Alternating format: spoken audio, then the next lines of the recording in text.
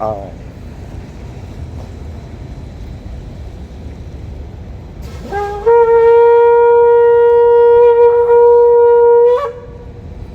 Shalom. Shalom. Ahab wa Baraka. In other words, peace, love, and blessings. First and foremost, facing the east, hands up. Call halala Yahweh, Bahashim, Yahweh Shai, Bahashim, Ruach Kadash. Double honors to all of the elder apostles, the prophets, and the teachers that are bringing out the 100% truth. And that clearly I'm talking about Great Millstone. Everybody else, I've been watching people fall off left and right. I've been watching it go down for like the last couple months, you know what I'm saying? But today what we're gonna do is, I should just, what's his name? I don't even know how to say his name. The guy from ISUPK, I should just cut him with Revelation like everybody. Everybody's cut him. So I forget how to say his name. Karachazak or something like that. Anyway, it doesn't matter. The guy from ISUPK got cut so much by GMS this week, I'd be embarrassed to even bring out a class on it right now. It's already been done. They destroyed him. And you know what? You know why? Because he opened his mouth. See, every time these guys open their mouth these days, what they're doing is they're sticking their foot in it. And that's how we know you're false prophets. Only a false prophet's going to tell you it's okay to do something that clearly goes against Scripture. That means you got a blank check and you're a 501c3 camp. That's the only explanation to your explanation and your breakdowns. But today we're doing a really, really basic class, because I wanted to just get back to the basics for one day. For all those new listeners, I've been getting a few subscribers lately, so anybody that's new, this class is for you. And really, we're gonna make it a really basic class. Let's go to, hold on for a second. Hold on just for a second. All right, sorry. I forgot my glasses again, guys. Forgot my glasses. Let me double check. Yeah. Truly, I have forgot my glasses. But that's all right. So, we're going to start this class off at get John chapter 7. And you get Revelation 12. Okay?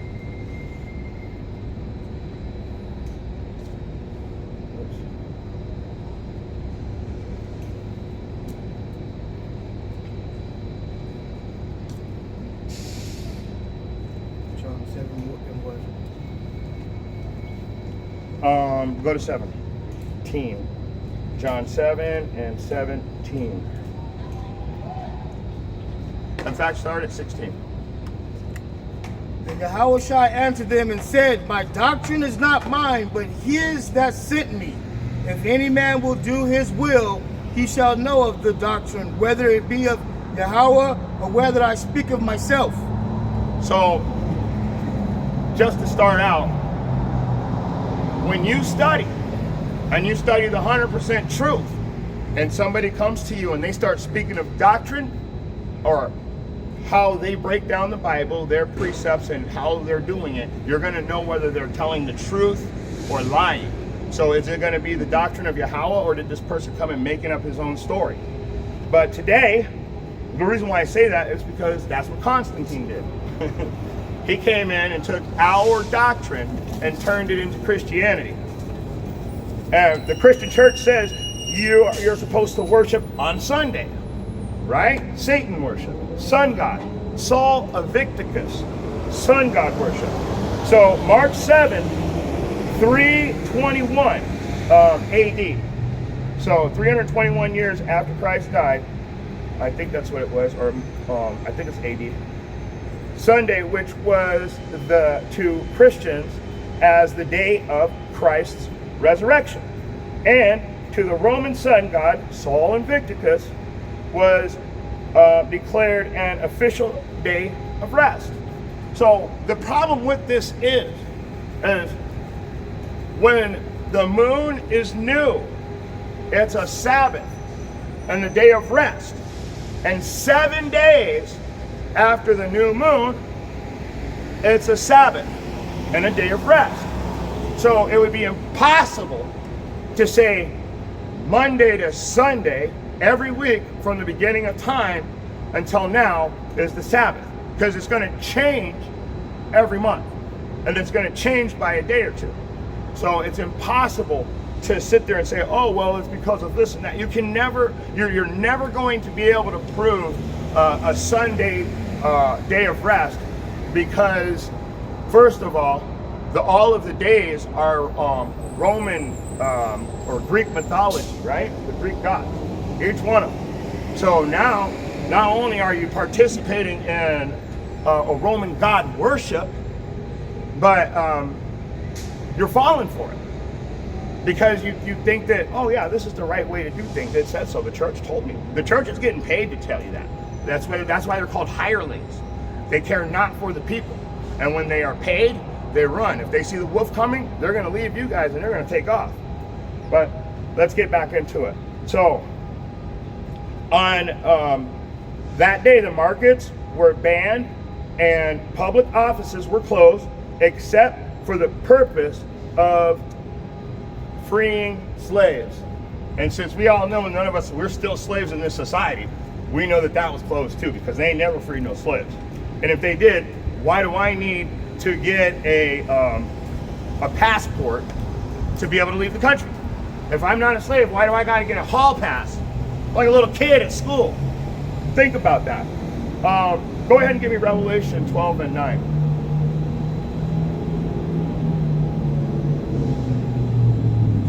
And the great dragon was cast out, that old serpent called the devil and Satan, which deceiveth the whole world. He was cast out into the earth, and his angels were cast out with him. So the reproduction of this book, when Satan was, so the wicked 2/3 in other nations were cast out of the truth. The wicked 2/3, when they were cast out of the truth, they decided to rewrite the Bible. And the other nations came right along with them. Yeah, this is great. So read it again. And the great dragon was cast out, that old serpent called the devil and Satan, which deceiveth the whole world. He was cast out into the earth, and his angels were cast out with him. So the old serpent and the devil and Satan, that is your government leaders today. That's exactly who is being cast out. They're the ones that are telling you all the lies. They're the ones that are telling you sun god worship, Christmas, Easter, your birthdays. I mean, Yahushua told you, even on your birthday, that, he didn't, Job, cursed is the day of my birth, blessed would be the day of my death. If I had never been born, it would have been better than being born. But what he's saying is, when we're born into the captivity. And you guys are celebrating it. And these are the things that they've taught you. And this is how you really live your life. And then you say, I'm not in sin. I'm righteous and faithful. The Most High knows my spirit. But he's going to look at you and know that you're wicked because you do wicked things, and then justify them in the truth. So the reproduction of this book, the reteaching truth into lies, is what happened when Satan deceived the whole world. It's when he deceived the whole earth in confusion. See, what is it? Order out of chaos. Seclorum or Doro Seclorum, I think, right? Order out of chaos. Or I forget how it's said. I'm pretty sure that I'm saying it wrong. Absolutely, but it's order out of chaos. So through confusion, changing the dates, the time, taking the Babylonian worship and calling it Christianity, because that's where your church comes from. For that fertility god worship, they used to hide out in the groves to do that. And Isaiah 66 and 17, it literally tells you in 15 and 16 how you're going to burn for that. And And in 17, it tells you that you guys are out hiding in the groves, worshiping your fertility gods, eating swine's flesh. So, and then, I forgot what I was going to say. I've been doing that a lot lately, man. I'm starting to get old. I am really starting to get old. That's the third time that's happened to me. So, and the great dragon was cast out, the old serpent, called the devil and Satan, which deceiveth the whole world. So now we know what it means by he deceived the whole world. One of the many things he did was he changed this truth into a lie. Let's go to Acts chapter 20 and 7. And you give me Acts chapter 2.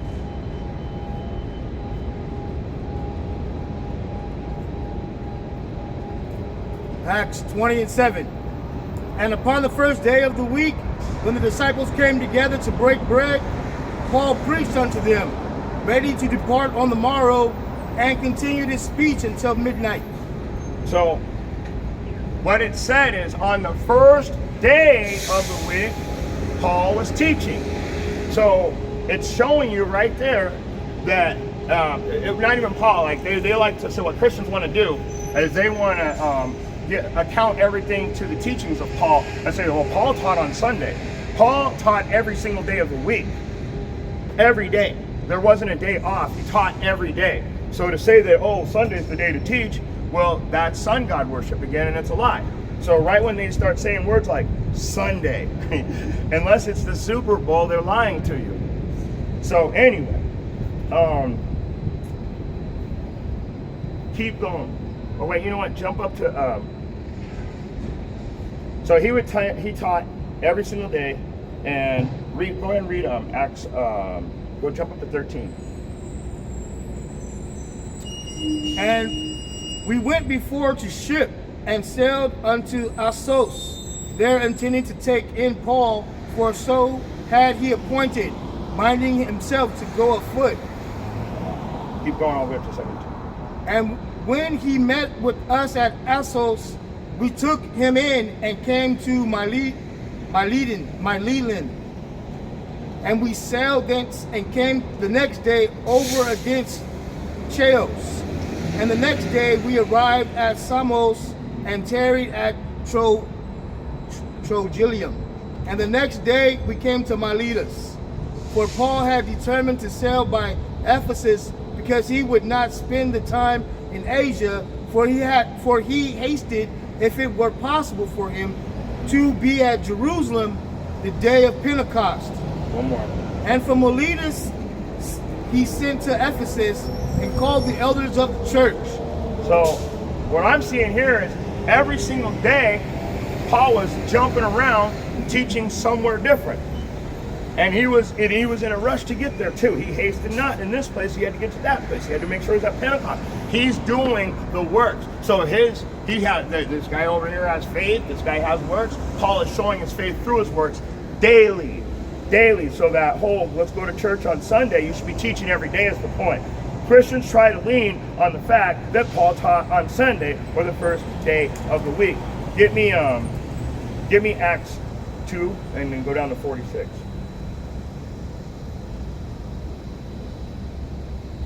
And they continued daily with one accord in the temple, and breaking bread from house to house, did eat their meat with gladness and singleness of heart, praising God and having favor with all the people. And the Lord added to the church daily such as should be saved. So daily, he added to the church daily. So Paul wasn't just out there on Sunday, which is the wrong day anyway. They probably didn't even have Sunday back then. Actually, they probably did. They already had that. But in our culture, like I said, according to Scripture, if you are really following what the Bible says, the first day of the month is on the new moon. Now, if the new moon so happens to fall on a Wednesday, well, 7 days after that would be the Shabbat, because you're going to start the month, and on the 7th day after the month starts, you're going to have a day of rest. So the next month, it's not going to be on a Wednesday. It's probably going to change to Thursday or Friday. So a week after that, the Shabbat will be on a Thursday or Friday. It's the Sunday weirdness is fake. And it's only for people to justify themselves. So confirm daily, add it to the church daily. Go to 1 Corinthians 16, and you get Colossians 2 and 2. 1 Corinthians 16 and what? Let's start from the top. Now concerning the collection for the saints, as I have given order to the churches of Galatia, even so do ye. Upon the first day of the week, let every one of you lay by him in store, as Yahweh hath prospered him, that there be no gatherings when I come. So he's saying this is the first day of the week. First thing we're gonna do is our works. And when the works are finished, then we'll come together. So, and let me check my notes. Not changing the Sabbath, not changing it, but get together and gather the collections on the first day. So after all the work was done, then they would break bread. And breaking bread means then the word would come out. But now they're doing it as a pastime, not as a Sabbath worship, as a high holy day, as a solemn assembly, which means serious assembly of the people. Get the Colossians 2. Verse 1. I think I want to get. Wait a second.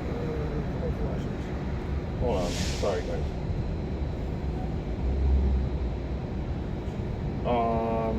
I want to say 16, but hold on. Yeah, 16. Let no man therefore judge you in meat or in drink, or in respect of an holy day, or of the new moon, or of the Sabbath days, which are a shadow of things to come, but the body is of Christ. So, don't. this is kind of cool though. It says, let no man judge you for keeping the Shabbat. And you know what? I'm even going to back down a little bit, because when you first come into the truth, you might not know that the Sabbath might fall on a different day every month. You might only, because when you come up to these Israelite camps, they're going to tell you Friday from sundown until Saturday at sundown every week. It never changes no matter what day the Sabbath, what day the new moon's on. So right away, you know they're completely going off, and you literally have to watch everything they say. Once they tell you that there's a cash app, and they tell you that the Sabbath is on a Friday night to Saturday night, you know that they're not in the truth.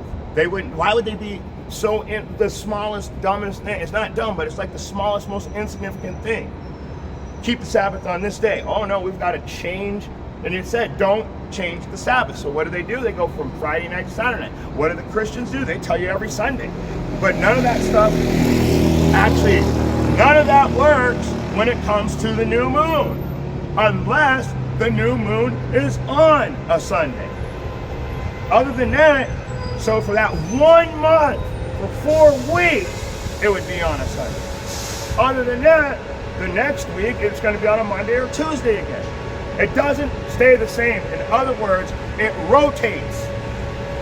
When you're playing a sport, when you're playing baseball, the same batter doesn't keep going up to bat. No, they rotate. They rotate position. Go ahead and stay in Colossians, but back up to verse 8. Beware lest any man spoil you through philosophy and vain deceit, after the tradition of man, after the rudiments of the world, and not after Christ. Go ahead. For in him dwelleth all the fullness of the Godhead bodily, and ye are complete in him, which is the head of all principality and power. So, beware of any man that spoil you. So what are they doing? In other words, they're stealing. To spoil is to steal. Okay? How is he stealing? Through philosophy and vain deceits. In other words, he's stealing the truth from you by telling you lies. Now you have to double research, you have to double back on everything because of all the lies that you've been preaching. So Just like sun god worship, Sunday worship, that's all a lie. And it was produced by your oppressor to keep you out of the truth, because they know what happens when you follow the scriptures for real. Yahweh by Hashem, Yahweh Shai, shows up and he protects his, and he's going to. He's protecting his. That's why gold is fine in the fire. When people are kicking us and laughing at us and smirking and making jokes, we're being refined. We're numb to that. It doesn't matter. We're out here for the 1/3 only. Everybody else is doomed. There aren't any people that are going to make it into this kingdom that don't follow instruction. If you're not following GPS, you're not getting to your desired location. It's that simple. So if you're doing Sunday worship, you are off and you are not on the path to righteousness. I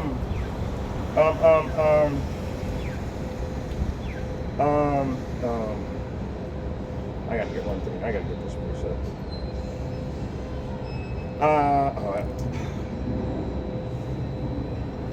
Isaiah chapter 29, KJV.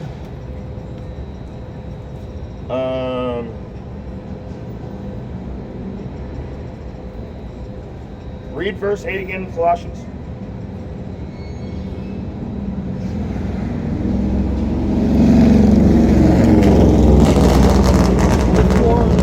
Chapter 2, verse 8. Yep. Wherefore I beseech you that ye would confirm your love toward him. For to this end also did I write, that I might know the proof of you, whether ye be obedient in all things. Colossians 2 and 8. Where are you at? Wait, that is not Colossians 2 and 8. That was not the verse you just read. 2. Yes. All right. Beware lest any man spoil you through philosophy and vain deceit, after the tradition of men, after the rudiments of the world, and not after Christ. So that's this stuff right there. So after the traditions of men, after the rudiments of the world. So they're justifying to you the way that they were taught, what they want you to learn, because they're hirelings. They're going to get paid for this. But watch this. This is Isaiah chapter 29 and 13. Wherefore the Lord said, for as much as these people draw near me with their mouth, so they're actually, you think that they're teaching the scriptures because you see them doing and they're going through the motions, right? And with their lips, they do honor me. So it seems like they're saying all the right things. All right, Yahweh should be on our side. They're actually calling on Jesus, Lord and Christ and God, which that should tell you right there that they're off. On top of that, you believe them though, because you're like, look at this guy. He's doing it, man. He's got a worldly shine to him. When you lust after worldly things, this person seems to have it already. And so when you look at them and they start teaching you, you kind of want to be like them, because what you're seeing, the things that you want in this person. And they're going to draw near the Lord with their mouth. They're going to honor him with their lips, but have moved their heart far from me. So they've moved their heart far from the Most High. Their fear towards him, or their fear towards me, is taught by the precepts of men. So the fear towards Yahweh was taught by the rudiments of men. Their vain philosophy, their lies, theology, philosophy, theory, thought. You're going off your own vain, made-up thoughts. That's why the Most High is going to smoke you. You guys are called, what does he say? Bundle up the tares and put them for the fire, but gather my wheat and put it in the barn. This is the wheat. You see the wheat. The tares, they're the ones that are walking past. They don't give a crap. They're the ones that this word doesn't resonate in their mind. They're the ones that don't even hesitate to not look back. And this all goes back to this sun god worship, because they pulled you so far away from the truth, you actually think you're keeping the laws. Let's go to Genesis 2 and 2, and then you get Exodus 31.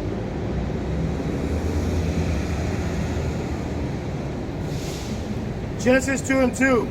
And on the seventh day Yahweh ended his work which he had made, and he rested on the seventh day from from all of his work which he had made. What did I tell you? This is where we get the seventh day of rest. Yahweh. So I always considered in my mind that the Shabbat was one of the highest, if not the highest holy day that we keep. That's why we do it once a week. What did Yahweh do? We're mocking our Father by keeping the Sabbath. We are following in his footsteps. So when the month is new, and 7 days after that, what is it? It's the Sabbath, because he rested on the seventh day.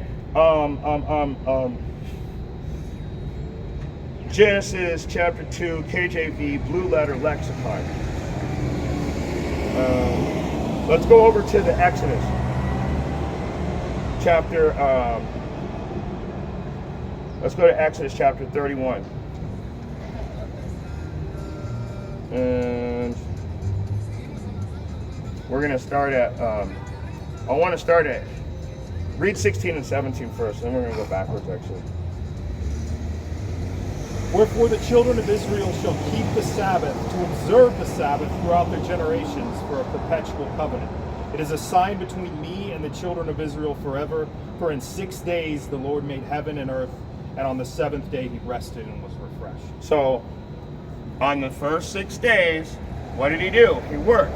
On the seventh day, he rested. So how do we know which day to rest on if we're not following by the according to the scripture? So go ahead and go back to verse 15 now.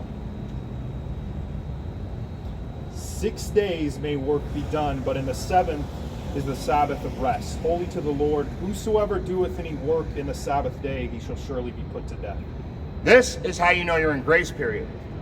You're in a grace period. So it says that anybody working on the Sabbath day shall be put to death. We're definitely in a grace period because you guys don't even know what day the Sabbath day is.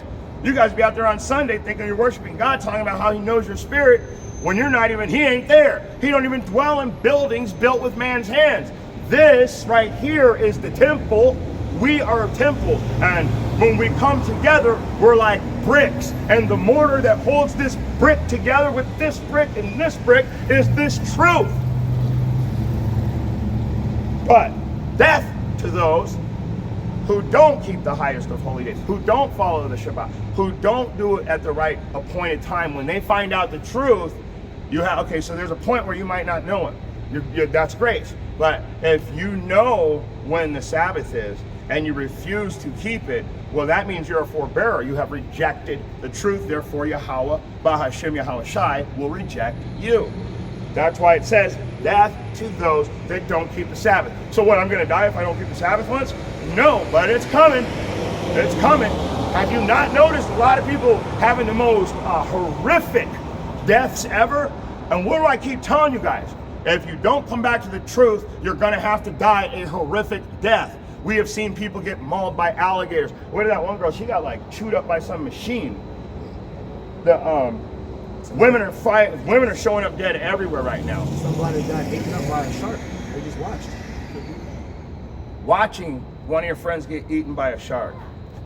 Cars driving through crowds of people, trying to kill people out. Nobody, civil unrest. I mean, all of it's happening, and it's all due to the fact that you guys don't keep the laws. What does it say? On the seventh day, rest. What do? You party your ass off. You party as hard as you can. Give me Exodus 20 and give me Exodus 16. You're still there, right? You were, yeah. 31:16 or chapter? No, chapter 16. 20 and 10. Exodus 20 and 10. But the seventh day is the Sabbath of Yahweh thy Elohim. In it thou shalt not do any work, thou nor thy son, nor thy daughter, thy manservant, nor thy maidservant, nor thy cattle, nor thy stranger that is within thy gates. So, confirm again. It says the seventh day is the Sabbath of Yahweh, and Yahweh. Thou and in it thou shalt not do any work. But listen, this is the important part. nor thy sons, thy daughters, thy maidservants. So none of your servants are supposed to be working. Now, we're going to have servants in the kingdom. It says that. So those servants are actually from the other nations, because in the Levitical law, it says that Israel will not be a servant unto another Israelite. So when it's talking about these servants, they're talking about other nations. So yes, the other nations are also going to follow the Shabbat and keep all of the Levitical laws in the kingdom also. So let me keep going. But also it says, nor thy cattle, nor thy cattle. So in other words, you're not going to put any of your livestock to work on the Sabbath. They also get a day of rest. And then, nor thy stranger that is within thy gates. Now, there's two types of strangers. There's the stranger that is of the other nations that will be serving you, and then there's the stranger that sojourneth among you, which is an Israelite traveler. So if the Israelite traveler, of course, they're going to keep the laws. They're going to follow the Shabbat. But they're telling you right now that this is a lie. He's making it plain, very easy to understand. He's left nobody out. Everybody was all inclusive in that passage. Let's get to Exodus 16 and 23.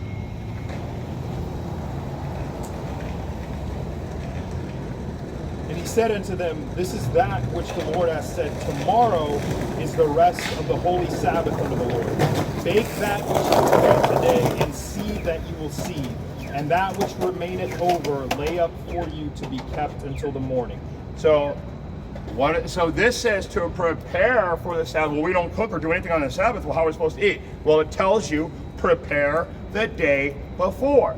It says bake what you're going to bake, boil what you're going to boil, but do it the day before and then have it laid over until the next day. That way you do have food that was prepared for you.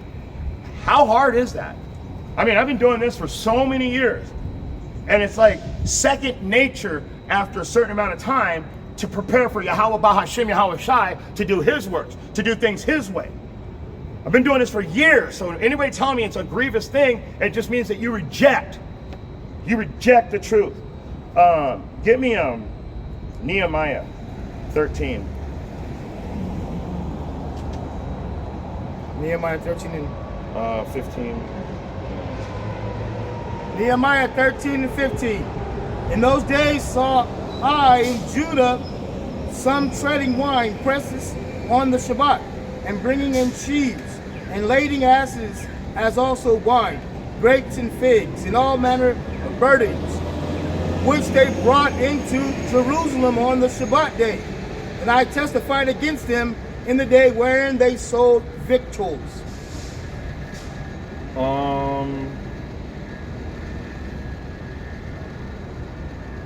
Read two more. There dwelt men of Tyre also therein, which brought fish and all manner of ware, and sold on the Shabbat unto the children of Judah and in Jerusalem. Then I contended with the nobles of Judah, and said unto them, what evil thing is this that ye do, and profane the Shabbat day? Keep going. Did not your fathers thus, and did not our Elohim bring all this evil upon us and upon this city? Yet ye bring more wrath upon Israel by profaning the Shabbat. One more. And it came to pass that when the gates of Jerusalem began to be dark before the Shabbat, I commanded that the gates should be shut, and charged that they should not be opened till after the Shabbat. Two more. And some of my servants said I at the gates, that there should no burden be brought in on the Shabbat day. So the merchants and sellers of all kind of ware lodged without Jerusalem once or twice. One more. This Then I testified against them, and said unto them, why lodge ye about the wall? If ye do so again, I will lay hands on you. From that time forth came they no more on the Shabbat. So Nehemiah was so serious about keeping the law, he went up to his own people and he was like, hey man, you know we're not supposed to be buying and selling on the Shabbat. You know this. Why would you put this burden on us? You're cursing all of Israel. And then he went over to the merchant and said, what you guys doing sitting on our wall for? I'm going to tell you what. You stop over here again on the Shabbat, I'm going to put hands on you. Where do you guys think you got that term from? Who says that? Who says I'm going to put hands on you?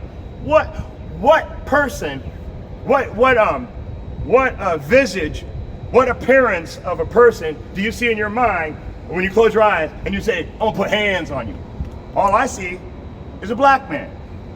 Because we're the ones that created that statement all the way back with Nehemiah. And yeah, Nehemiah was a black man. Sorry. He was highly melanated. And he literally, you can hear how he spoke. I'll put hands on you. Come back over here again. Who talks like that? Hey, come back over here again on my wall, and Dad told you not to, and see if I don't put hands on you. So Nehemiah had to put his whole community in check to keep Israel from being completely cursed for not keeping the Shabbat law. So there's laws, there's statutes within the laws, there's direct commands, and there's ordinances. So when we say that there's 613 law, statutes, and commandments, you say, damn, that's too many. Well, I say, how well has the 10 worked for you? Your oppressor told you the laws are done away with, and then in the same breath, they told you only had to keep 10 commandments, and then in the same breath, they said if you keep any of God's laws, he's going to hate you because you can't keep them. If that's not contradicting, I don't know what is. And these are your spiritual leaders. These are the people that you confide in for spiritual guidance. You think that these people are close to Yahweh? It's impossible. Yahweh says go out into the highways and the hedges and preach to the wind. That he does not hang out in buildings built with man's hands, and that the temple are the Israelites coming together. Zephaniah 2:1. Gather yourselves together, O nation, not desired. That's the temple. That's where we are.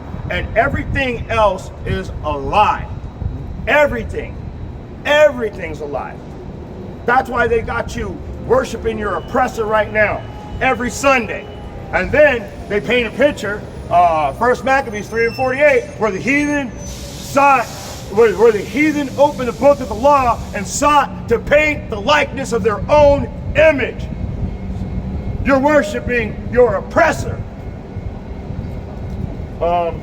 Let's move on. Sorry about that. Let's go to Isaiah chapter 58.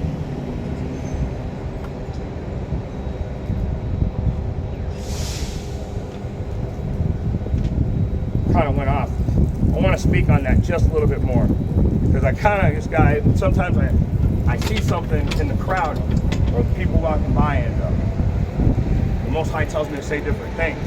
But Nehemiah was very serious about this law, and he was very serious about his people. He cared about his nation. He cared about his culture to the point where he was willing to fight for it. Now let's move on. Isaiah chapter 58, Matthew chapter 12. 58 and 13.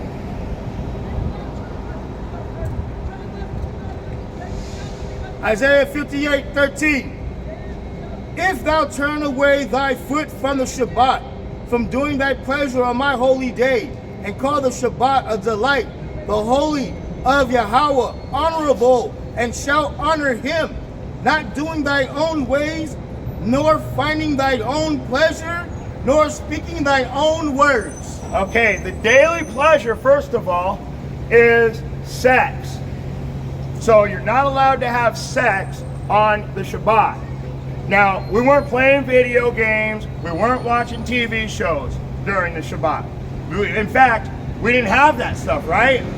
What we were doing was multiplying the children of Israel. It's keeping the law. Yeah. These people are multiplying. Being fruitful. But that's and honestly, in our culture, that's still probably our favorite thing to do, is be fruitful. So, that's a daily pleasure that it's speaking of. So you have to separate yourself from your daily pleasures. It says, speak not your own words. So that goes right back into what I just said. Go out into the highways and the hedges and preach to the wind. The wind are the blacks, the Hispanics, and the Native Americans that don't know that they're Israelites. But according to the Bible, you're the ones suffering all the curses. And one of The curses, or one of the laws that you're breaking is Sunday worship.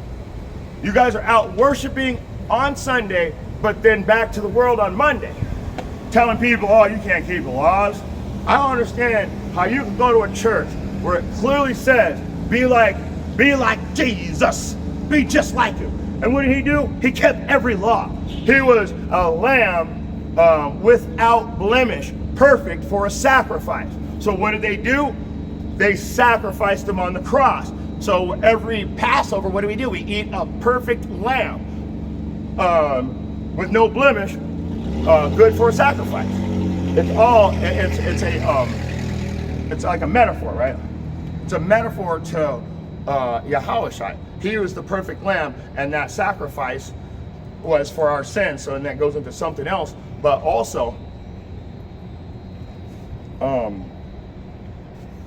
we take pleasure in the Shabbat. We take pleasure in the fact that he gave us instructions, that he's letting us be able to come back to the truth after all this time. I mean, he's no respecter of persons. And everyone's like, I love it when people try to tell me, oh no, God is all love. God is all love. Yet, he killed everybody except for Noah, the 8th person, right? And then he had 3 sons, and his sons had wives, and he had a wife. That's 8 people.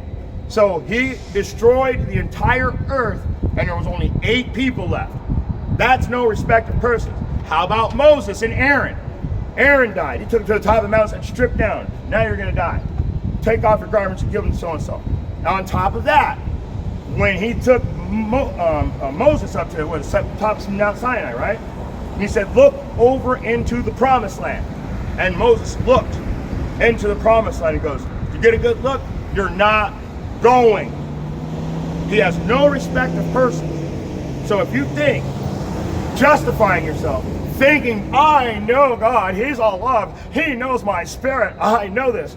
You're a liar, you're lying to yourself, you're lying to the people around you, you're doomed, and you're going to burn in hell. And that's the real truth. And yeah, you guys, please, keep doing your Sunday sun God worship. And you're going to find out. Everybody that hears me, you're losing your covering. You no longer have that protection over you of stupidity. Now you know that Sunday worship is actually not biblical. Read 14. Then shalt thou delight thyself in Yahweh, and I will cause thee to ride upon the high places of the earth, and feed thee with the heritage of Yaakov thy father, for the mouth of Yahweh hath spoken it. So our blessings are literally rely on us following instructions. That's the only way we get the blessing. And he's saying, hey, fall away from all of the daily garbage that you're into. Just let it go for a day. And then come back to it the next day. But for this day, I need you to be with me. Don't use your own words. In other words, teach the scripture. It's that simple. When he says, don't come out using your own words, what is that? Read 13 again. If thou turn away thy foot from the Shabbat, from doing thy pleasure on my holy day, and call the Shabbat a delight, the holy of Yahweh, honorable, and shalt honor him, not doing thine own ways, nor finding thine own pleasure, nor speaking thine own words.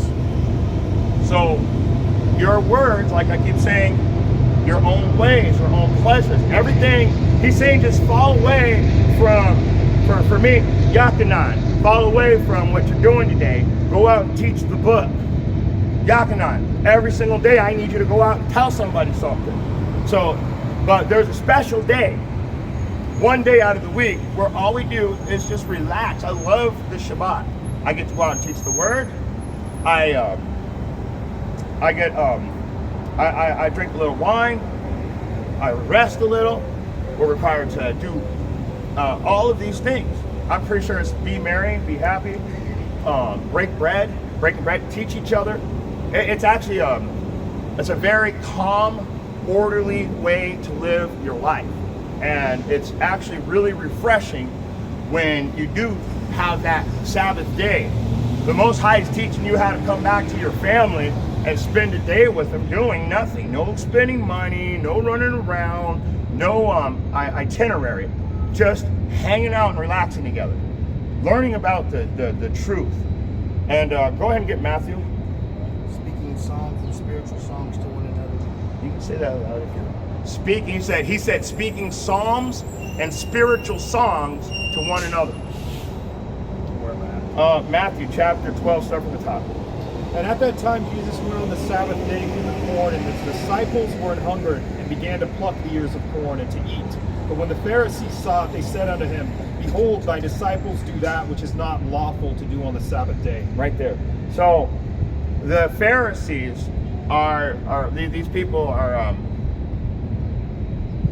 supposedly righteous, and what they're doing is they're running around looking for, they're searching out iniquity against their own people. Like, look at them, those people are pulling the corn. It's not lawful to eat. Well, let's just say it like this: don't be over righteous. Don't be over righteous. If you're hungry, you gotta eat. If you're just plucking the corn off the vine, that's not something that the Most High is going to judge you on. In fact, keep reading. But he said unto them, Have ye not read what David did when he was an hungered, and they that were with him? How he entered into the house of God and did eat the showbread, which was not lawful for him to eat, but only for the priests. So, David, so you got to understand, the showbread was only lawful for the priest to eat. And really what the priest said, are all these men clean? Have they at least not had sex with a woman in 3 days? And so he was like, no, nobody's had sex or anything. We're clean. They're just starving to death. These guys are out fighting a war. They haven't eaten nothing. So he's like, all I got is the showbread. He fed it to him. Why didn't the Most High judge David and kill him? Because they're hungry. Their need was great. That's absolutely right. Because their need was greater. So how can you, so I think I have that coming up next. Give me Samuel 20, 1 Samuel 21, and you stay in Matthew chapter 12, 21 and 6. So we're going to go into David real quick. 1 Samuel 21 and 6. So the priest gave him hallowed bread, holy bread, for there was no bread there but the showbread that was taken from before Yahweh to put hot bread in the day when it was taken away. So this bread, it's holy bread. It's set apart. It's like everything has its position in the kingdom. Nothing's ever out of place. And probably the Most High probably put that bread fresh there because he knew David was going to be there later. And that made it into the scriptures as something that will never change. And we can use this to this day to say, no, we're allowed to eat if we're starving. But that doesn't mean if you had time to prepare and you just decided not to, that just shows that you're you're lazy. I want to use it for the lack of better words, you're just being lazy in the truth. But then you're gonna come out the next day and be like, oh, I'm so hungry. Remember, David ate the bread. It's like, bro, you have all that stuff at home, but you didn't prepare. There's a difference there. Now you're cursing yourself. But the other person that really didn't have anything and they need something to eat, that person isn't cursed because they're sincere. They're actually sincere in what they're doing. Go back to 12 and 5. Or have ye not read in the law how that on the Sabbath days the priests in the temple profane the Sabbath and are blameless? The priest profane the Sabbath. What does it mean that the priests are breaking the Sabbath law? Well, absolutely. They are working on the Sabbath. The priest gets up 7 days a week to do the daily sacrifice, to burn the incense, there's a multiple amount of things that you do in the temple on a daily basis, and that's a requirement. So, but they're blameless. So you got to understand, you just can't come into this and decide, well, this, that, and the third. Not only are you playing semantics, but you're trying to play the position of somebody who's over righteous, when you're not in any way, shape, or form righteous at all. In fact, your unrighteousness literally just shines right through all of the how would you say it, your coverings that where you put on a holy garment, but all I see is unrighteousness and wickedness. But anyway, that's only for the people that are actually have what they need and don't do anything, and then at the last second want to use the precept of David. You can't do that.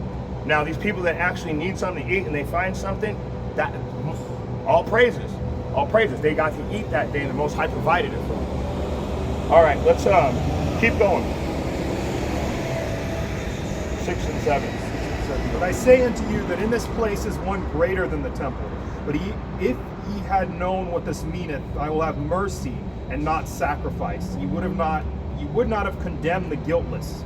For the Son of Man is Lord even of the Sabbath day. That was 6 and 7? No, I'm sorry, that was 8. Okay. 7. So, 6 and 7, yeah. The Most High, what he just said was, read 6 and 7 again, because he shows, what I'm trying to get to is, he shows his mercies depending on the circumstance. That's why I was trying to tell you before I even brought the verse out, that you're not going to get any mercy for having all of the necessities, but then not doing anything with it.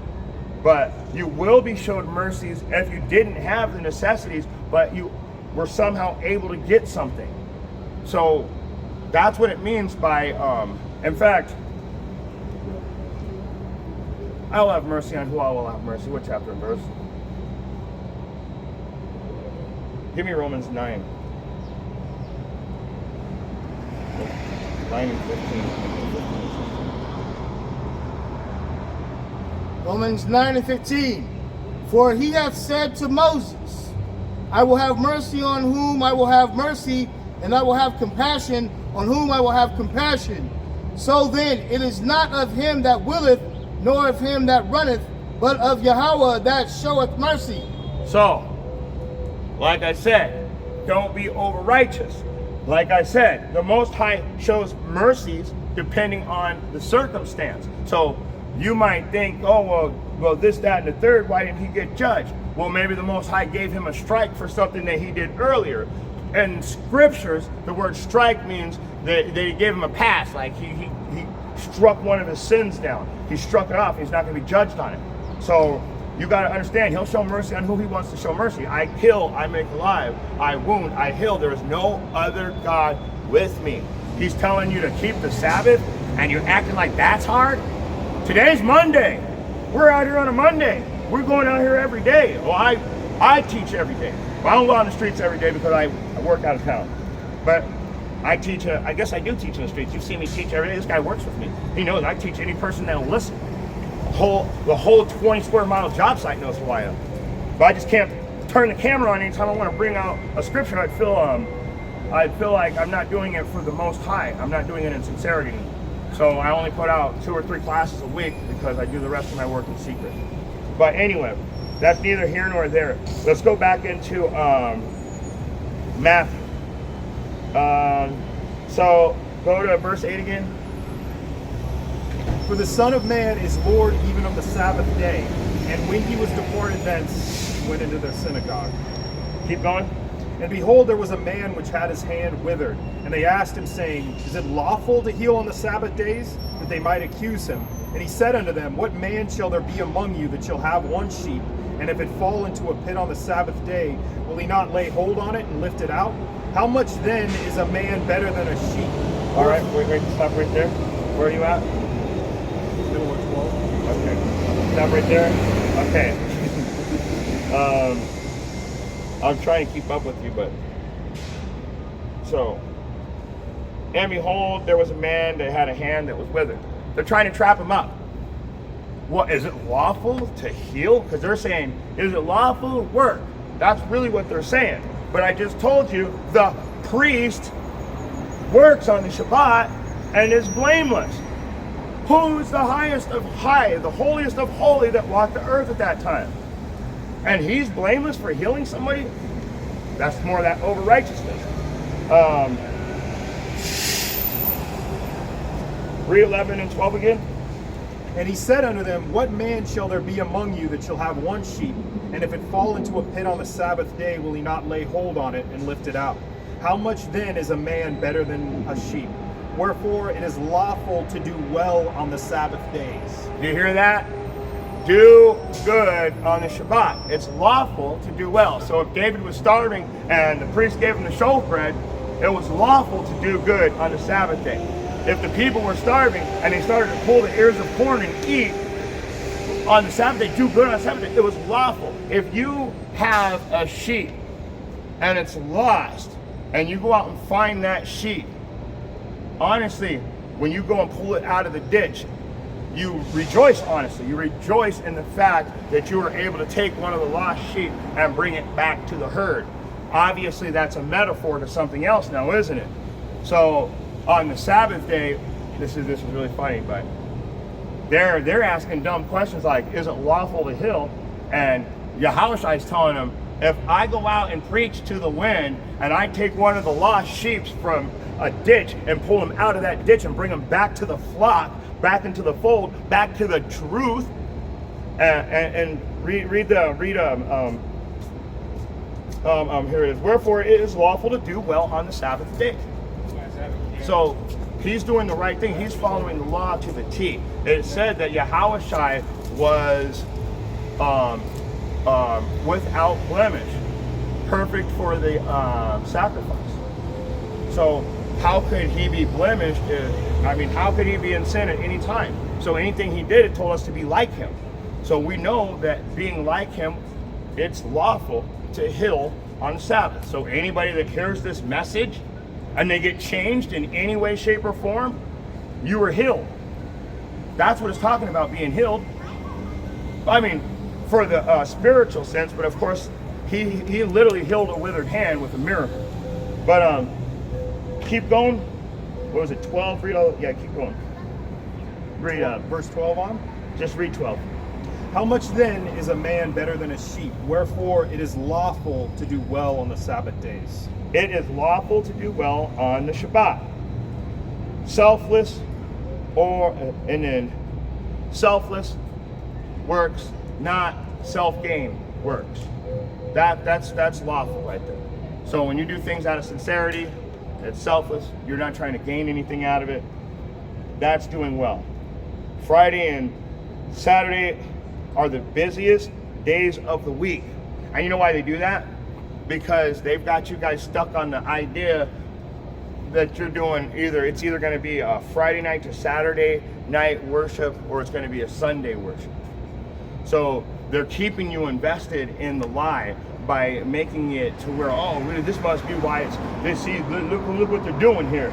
They got all the best deals on Friday and Saturday, and that's our Sabbath. I think this month's Sabbath is like Wednesday to Thursday. Wednesday to Thursday. So once again, you didn't do your study. Let's keep going. Let's get away from the book of Matthew. Let's go to you got one? You got a precept? I'm ready. No. Acts chapter 13. Acts chapter 13, Isaiah 56. Acts 13 and what? 42. Acts 13:42. And when the Jews were gone out of the synagogue, the Gentiles besought that these words might be preached to them the next Shabbat. Keep going. Now when the congregation was broken up, many of the Jews and religious proselytes followed Paul and Barnabas, who, speaking to them, persuaded them to continue in the grace of Yahweh. So, when the Jews were gone out of the synagogue, they wanted to join. When they heard what Paul and Barnabas, that's right, Paul and Barnabas, right? Yep. When they heard what Paul and Barnabas were teaching, they wanted to follow them around. They were like, no, we need to get more of this. This 100% truth is what I'm talking about here. Now, this is what I need. And so, keep going. Oh, wait, give me Isaiah 56 real quick. 56, 6 and 7. Also the sons of the stranger that join themselves to the Lord to serve him and to love the name of the Lord, to be his servants, everyone that keepeth the Sabbath from polluting it, and taketh hold of my covenant. Even them will I bring to my holy mountain, and make them joyful in my house of prayer. Their burnt offerings and their sacrifices shall be accepted upon mine altar, for mine house shall be called an house of prayer for all people. And so and 8, and the Lord Yahweh, which gathereth the outcasts of Israel, saith, yet I will gather others to him besides those that are gathered unto him. So he's saying that when he's saying that all, where is it, in 6, the sons of the stranger that join themselves to Yahweh to serve him. That stranger, like I told you, there's 2 types of stranger. This stranger is an Israelite that is scattered to the 4 corners of the earth that doesn't know that they're Israel. They hear the truth and they want to join to the truth. They're connected to it. They're attracted to it. They don't want to depart from it once they hear it.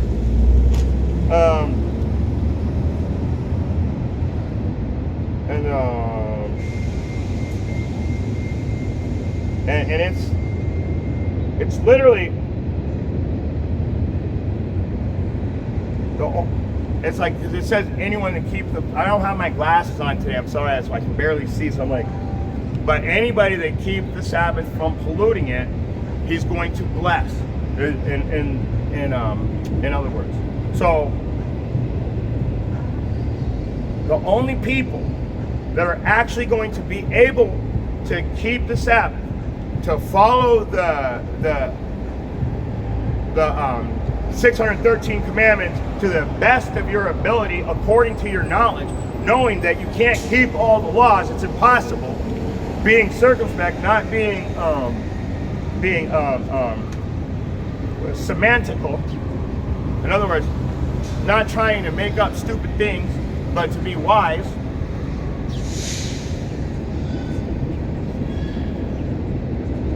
Then the Most High is going to bless you. Don't pollute the high holy days. But and in verse 8, the Lord Yahweh, which gathereth the outcasts of Israel. You guys are Israelites. If the word resonates with you and you hear this word, you're most likely an Israelite. Bloodline is not color. Bloodline is not a color. So when we were scattered to the 4 corners of the earth, that's why you'll say, oh, there's Asians that'll be Israelites and you not know it. There's so-called Caucasians that are going to be Israelites you not know it. There's going to be almost every black person you see, you'd be wondering, how could they not be an Israelite suffering all the curses that the Most High said he would put on the blacks, the Mexicans, and the Indians for not following the instruction. Now we've been so beat down, we look like all the other nations. A couple more generations, we won't even be here. Actually, if there was a couple more generations, he would surely kill us all, so the Most High is going to make these days short. So,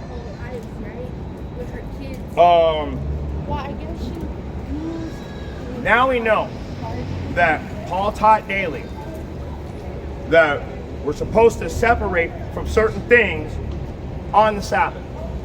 We know that it's good to do good on the Sabbath. We know that the Most High is going to put you to death if you don't keep the Sabbath. Let's jump over. So we know all that now. We jumbled all that into the last 45 minutes. Ezekiel chapter 46. And then you give me Isaiah 62.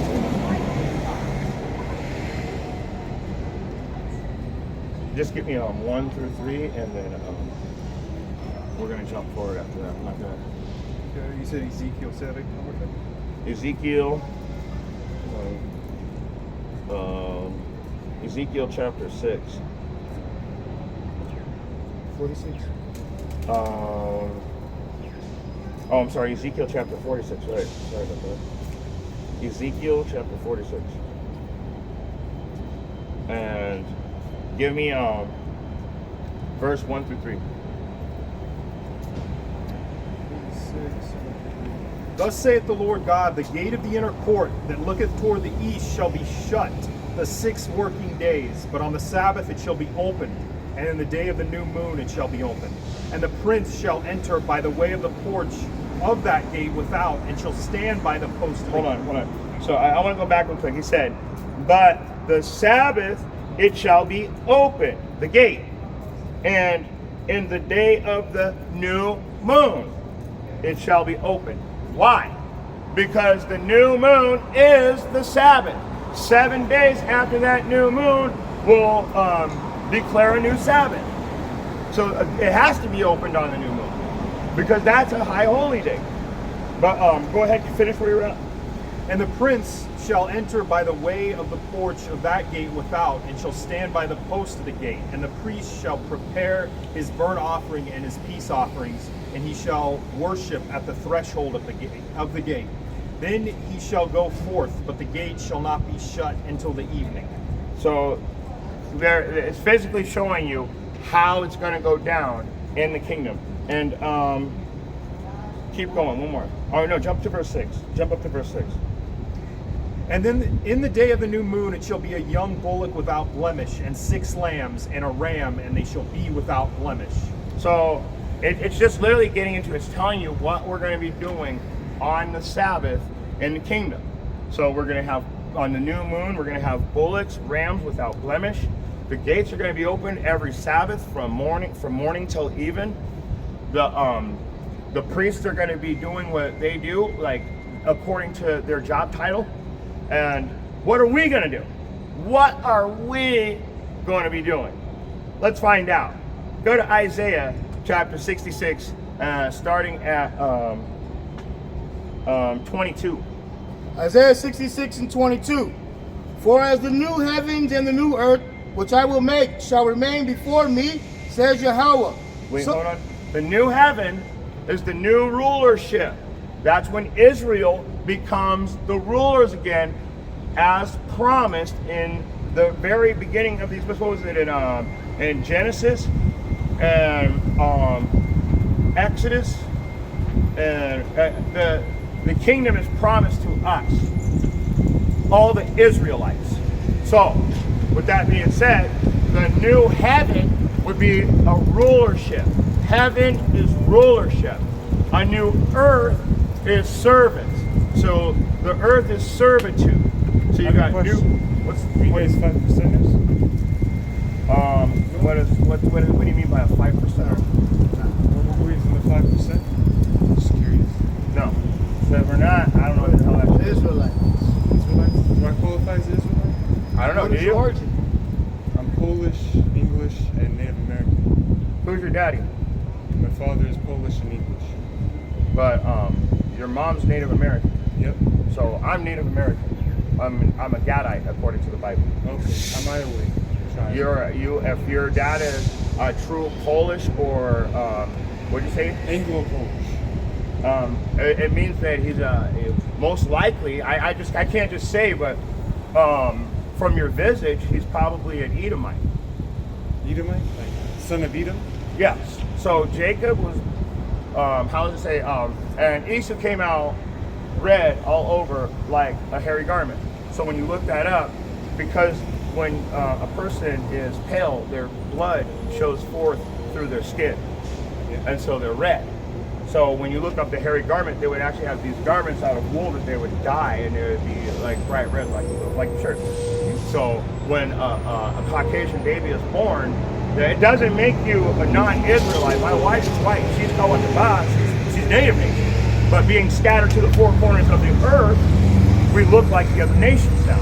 My dad is dark as him, and so are all my cousins, my uncles. I'm the first person in my family to be outside of melanated people. But my mom also is a Cherokee, like my dad. So she's white, he's black, according to the worldly determination of how people look. But they're both Cherokee. But so she looks nothing like her people, and according to updated current paperwork, neither do we. Oh, so I have my tribal document here. I was actually about to get some food at the center. My mom's, I guess you could say, brown skin, and my dad is as pale as me. So I don't really You know. always country what your dad is. Yeah. You are what your father is because he carried the seed. Yeah. You see, if you were to take a seed and you could plant it, like, see how there's all these trees? Right. Now, each tree is the same tree because that seed that they planted was that specific type of tree. Do you understand that? Mm-hmm. So there's at no time am I going to plant, let's just say this is a mesquite tree. Mm-hmm. I'll plant 100 mesquite trees. I'm never going to get an apple tree out of that. even though you have a receptive apple sort of gene, sort of to say. When have you ever seen a mesquite tree produce an apple? No, I mean In history, genetic ever in modification, time, you could. ever. Not even you can't even That's graft them. gene You can't even graft and it. that's not lawful anyway. No. Gene splicing, but you can't. Okay, like you can take a peach tree and a plum tree, and you can graft those together because they're the same type of fruit. You can't take an apple tree and an orange tree and graft them together. They will not grow. So you can't say that. Oh well, I have.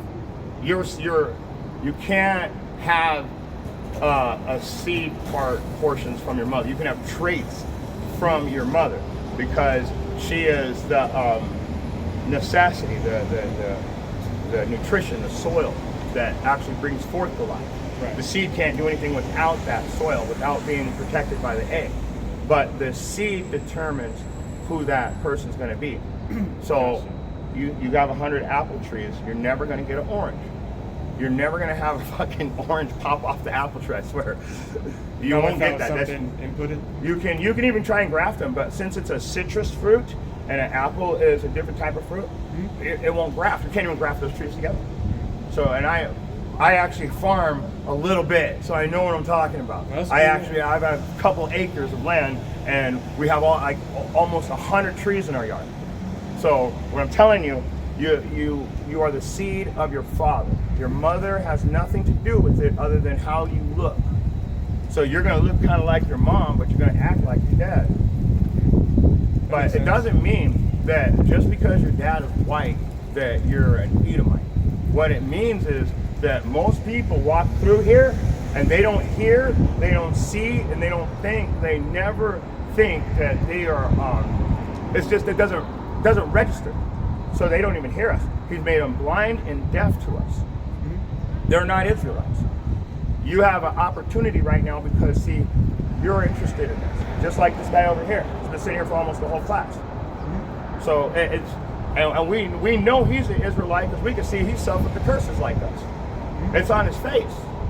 See, you're curious because you really never had to suffer any curses. What do you mean by that? Last hired, first fired, watching your people get fucking lynched in the streets, and the cop gets a $30,000 post-traumatic stress syndrome bonus, and then paid time off, and then the news media, they come over to the victims, and they're like, but do you forgive them? And the person's like, yeah, because God is all love. God isn't all love. It doesn't say that in the Bible. It said, I hate Esau. God hates Esau.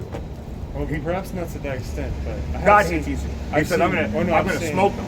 I've seen pale people persecuted on a face-to-face basis. Right, and does But that perhaps mean not to a drastic that scale. doesn't make that's neither here nor there. Everybody gets some people, stuff happens to people all the time. But when you start lining up to the curses, like this guy, I know he's an Israelite. I know he's either from the northern or southern kingdom. There's a whole documentary on how he got here. So I know about him.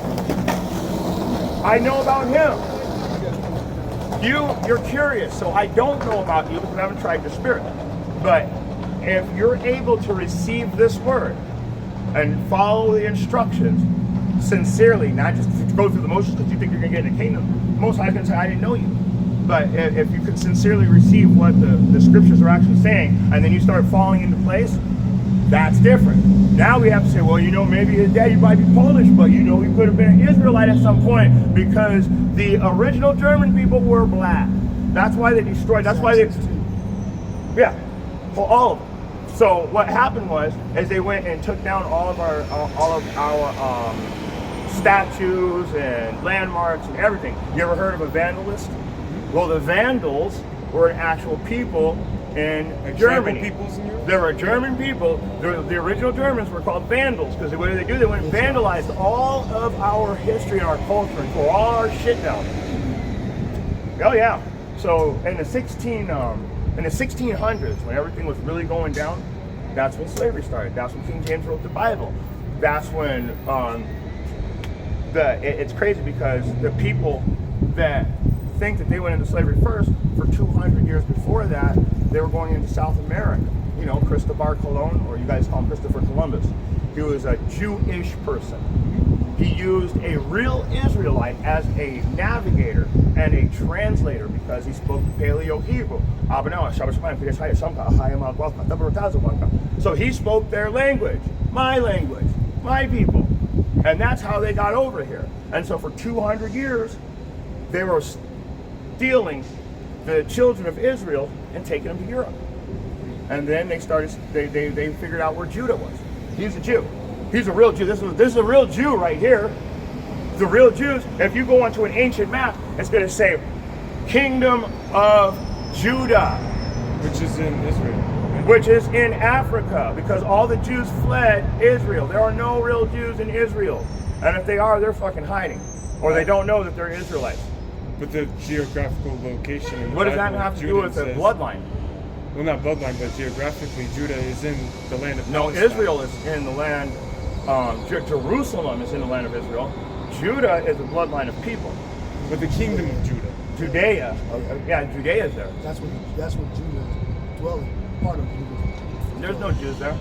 All those Caucasians there that teach against the scriptures, those Zionist Jews, those Orthodox Jews, they're, get it, Revelation 2 and 9, Revelation 3 and 9. Ashkenazi Jews aren't real Jews.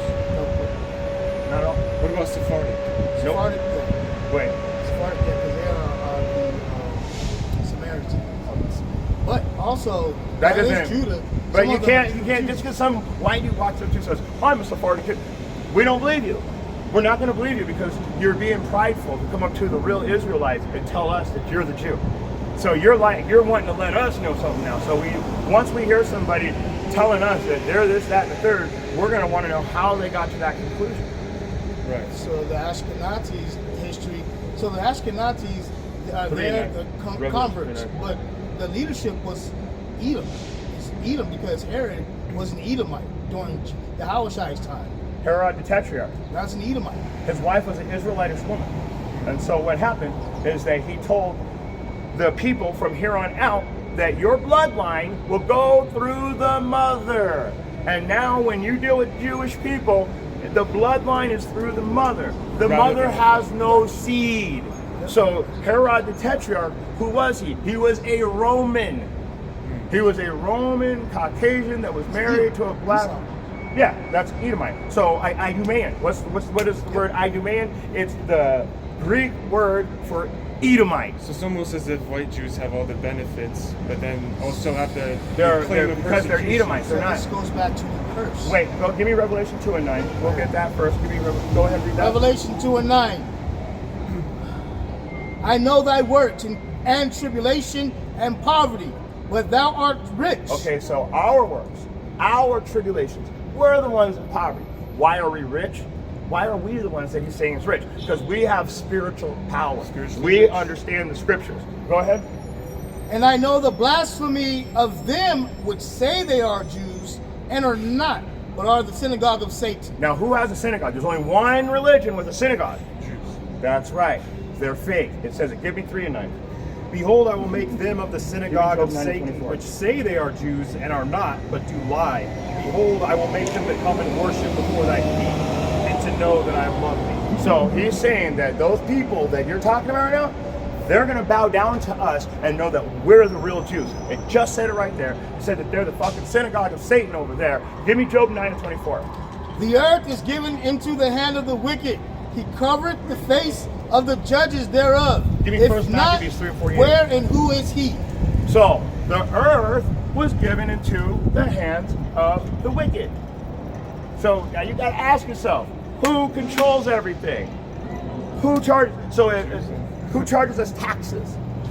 Who tells us that we have to wear a mask when there's no problem? The government, right? IRS, Rothschilds, not our government, but They run the government. they run the government. So we have a shadow government that runs our government that work for the Rothschilds. Have you ever heard of BlackRock?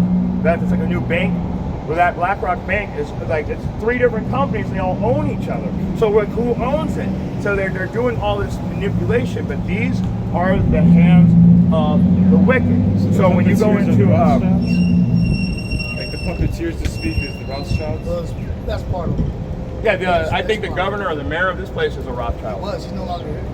Yeah, he probably went back to wherever they're from. 2019, he left. He stepped down.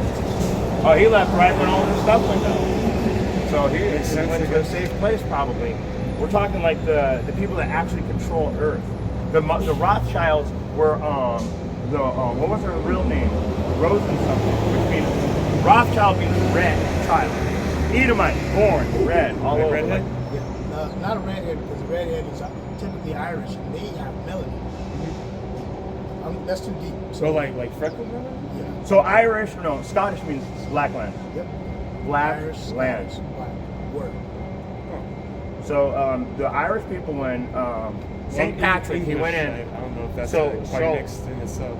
We're getting off the subject a little bit. St. Patrick, when he was incarcerated, he was in prison in One of the first Ireland. Catholics in Ireland. Right? Well, his dad was a pope, and so when he went back to England or Europe or wherever he was, Britain, wherever he went back to Ireland to kill all of the serpents, the snakes. Remember? So you see in your mind, oh, this must be snakes all over the ground out there. I'm the serpent. He is the serpent. He is the serpent. Serpent So is they were in killing terms black to people. people? They were going down there killing everybody that was brown. That's why Ireland's all white now. They eradicated us.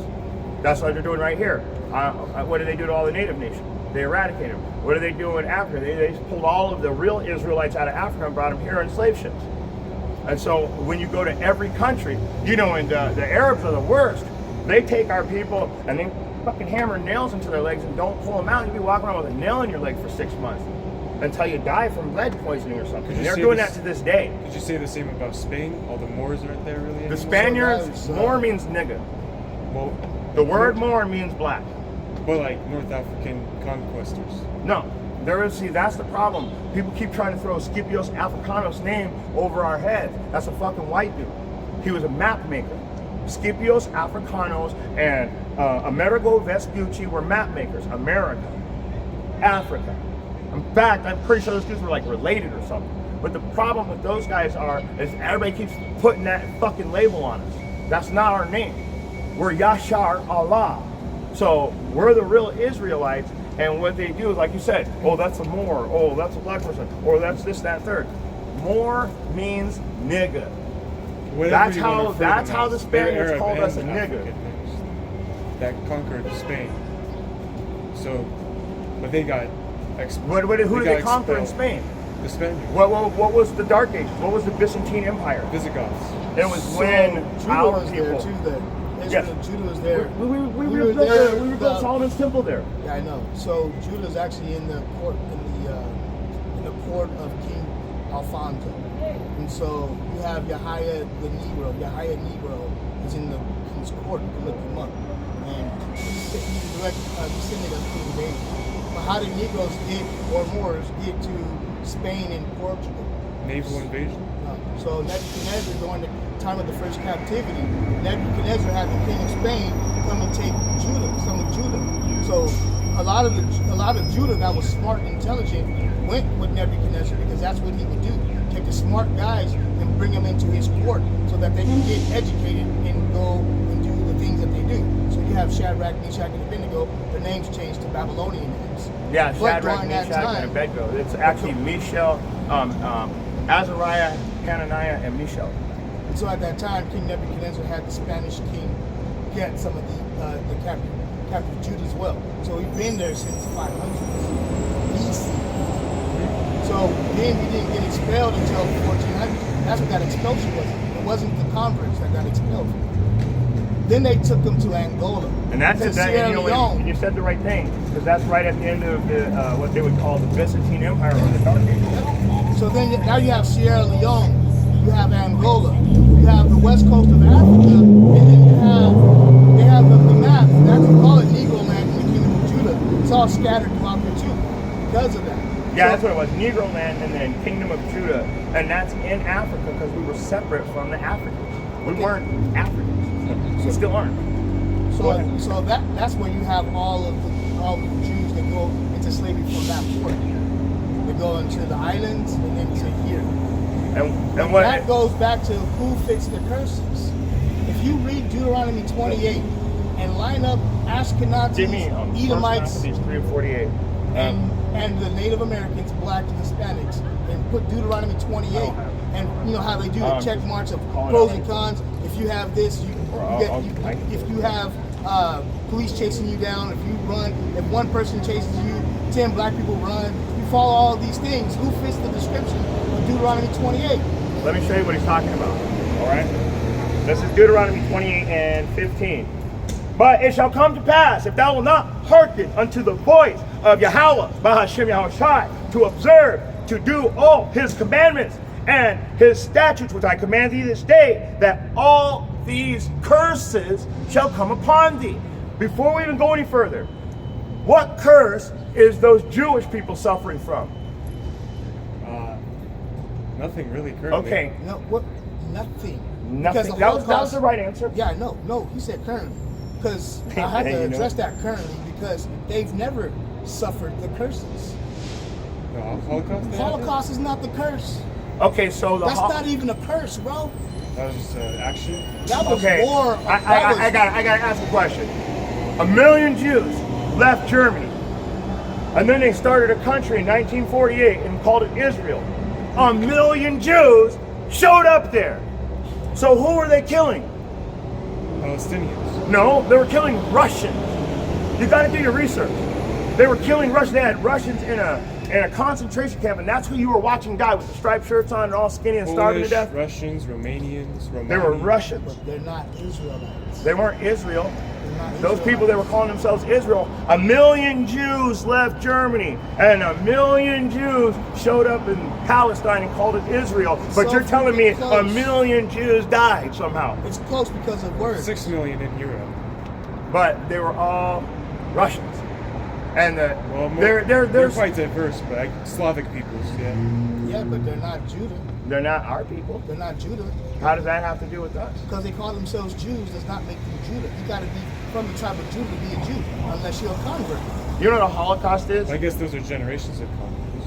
They're converts, all right, yes, but what I'm getting at is they still do not, because the so-called Holocaust happened to them, does not mean that they fit Deuteronomy 28.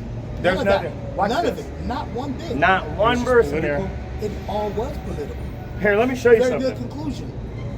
Let me show you something. This is one of the curses. You tell me who this fits. Thy sons and thy daughters shall be given unto another people, and thine eyes shall look and fall with longing for them all the day long, and there shall be no might in thy hand. So when the slaves had children at 3 years old, that child would be taken out of their hands and put on a different plantation to keep the family from growing strong again.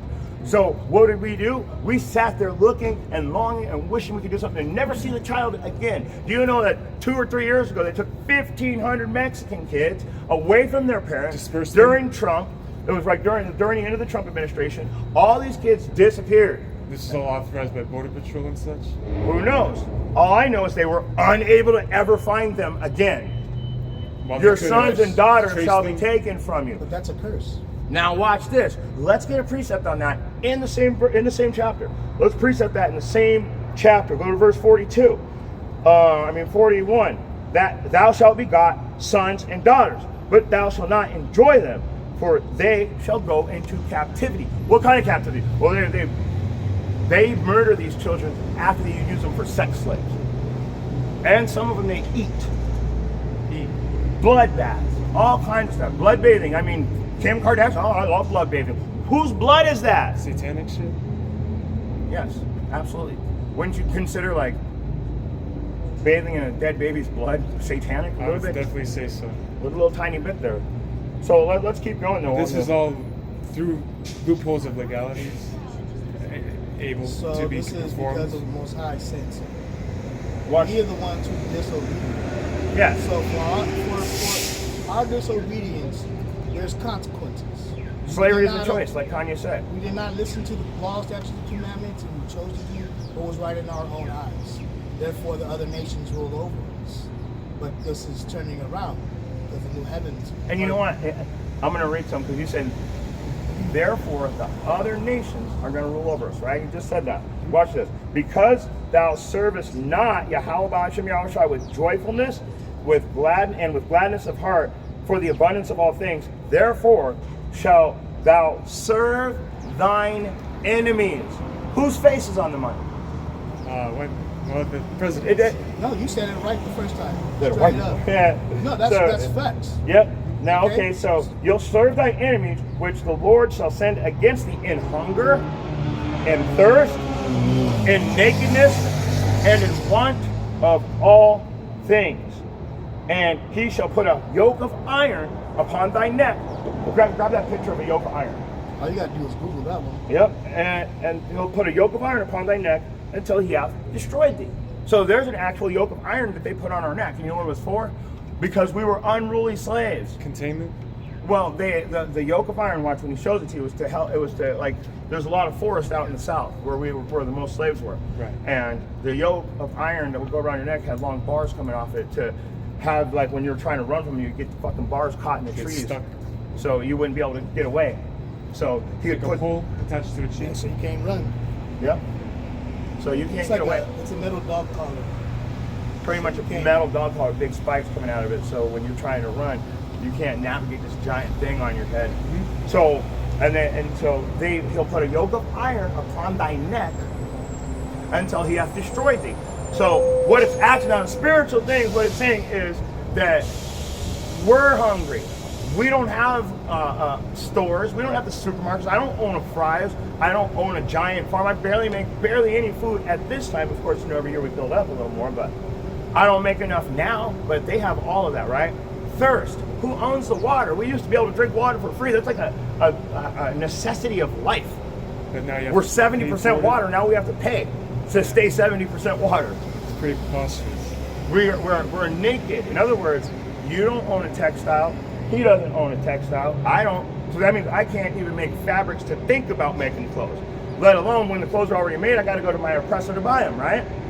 So I'm going into my oppressor in nakedness and want of all things. That's why I said, whose face is on the mic? Because it's not ours. We're the ones that have to go to them. And it says that too. Because and the Lord shall bring a great nation against thee from far, from the end of the earth, as swift as an eagle flieth, a nation whose tongue thou shalt not understand. What is the American bird? Yeah, American bald eagle. That's right. And what language do they speak here? English. What language did we speak before they got here? A bunch of indigenous ones. We spoke Lashawan Kadash, the Dutch? holy tongue. Shalom Al-Qadesh. Lashawan Kadash, the holy tongue. Paleo Hebrew. Paleo Hebrew. Yeah, that's Hebrew. like this, the stone and all that stuff that they found in the Cherokee land. They have it over there in Utah, Hidden Mountain. Well, they spoke Not Utah, Apache, Navajo, New Mexico. lots of languages here before colonization. All of those are broken Hebrew. Oh, okay. All of those people are Variations Gadites. of the original? Yes. I Just see. like when you go to Ireland, you go to Scotland, They you speak go to Gaelic? America, you go to England, you go to Australia, you go to Canada. They're all speaking English, but they're saying different words. But they're all Different it's like dialect. yeah, they have a different dialect, but they're speaking English still. So some of the words that we use, we use them to our definition, but they'll use that same word as a sling, and we won't know what the hell they're saying. Right. But it's still English. So what you're seeing is all these different broken versions of Hebrew. So let me keep going though. Since you're here and you're invested in this now, let's just jump right to let's go to the sickness first. Let's start at 58. Yeah, Deuteronomy 28:58. We're getting down to what we're building up to a very serious point here, where we're going to prove we've already proven beyond a shadow of a doubt those people are not the real people. But when I get to the main point, you're going to know beyond the shadow of a doubt that we're the Israelites and they're not Israelites. So let me keep reading. If thou wilt not observe to do the words of the law that are written in this book, 613 commandments, not 10. The words of the law that are written in this book, that they may fear the glorious and fearful name, Yahweh, Bahashem, Yahweh Shai. Hashem Then- is God, right? Hashem means he. The name, yeah, that's right. Hashem means name. So Yahweh is his name. Yahweh is God. Hashem, so the name. So Ba Hashem means in the name. Ba in Ha the Shem name. In the Yeshua name. and Jehovah is God. Jehovah means he's mischief. Mischievous. So that's a bad guy. Allah, A-L-L-A-H, he is the greatest deceiver. It's A-H-L-A. Allah is a godlike power. Or, godlike power is what Allah means. But the Allah that the Muslims are talking about, he's the greatest deceiver. It says it in their own book. And the word Quran means to recite anyway. So he's reciting what he heard from us and then turned the truth into a lie. But let me keep going. Moreover, I will bring upon thee all the diseases of Egypt. So if we're not going to follow the laws, what he's going to do? Who has all these diseases? Who's got diabetes? Who's overweight? Who's sickle cell anemia? You know what sickle cell comes from? Post-traumatic stress syndrome from being in slavery. Really? That's why only black people get it. Sickle cell? Google it. Find out how many Caucasians get sickle cell versus. And it might be a few. Black, Negro. And you know why? Because they're probably Jakes. When I say Jake, I mean a descendant of Jacob. So, moreover will I bring all the diseases of Egypt which thou wast afraid of. Now remember, when in Exodus, he put all kinds of plagues and all kinds of stuff on us, on the people that were against us. He set us free. And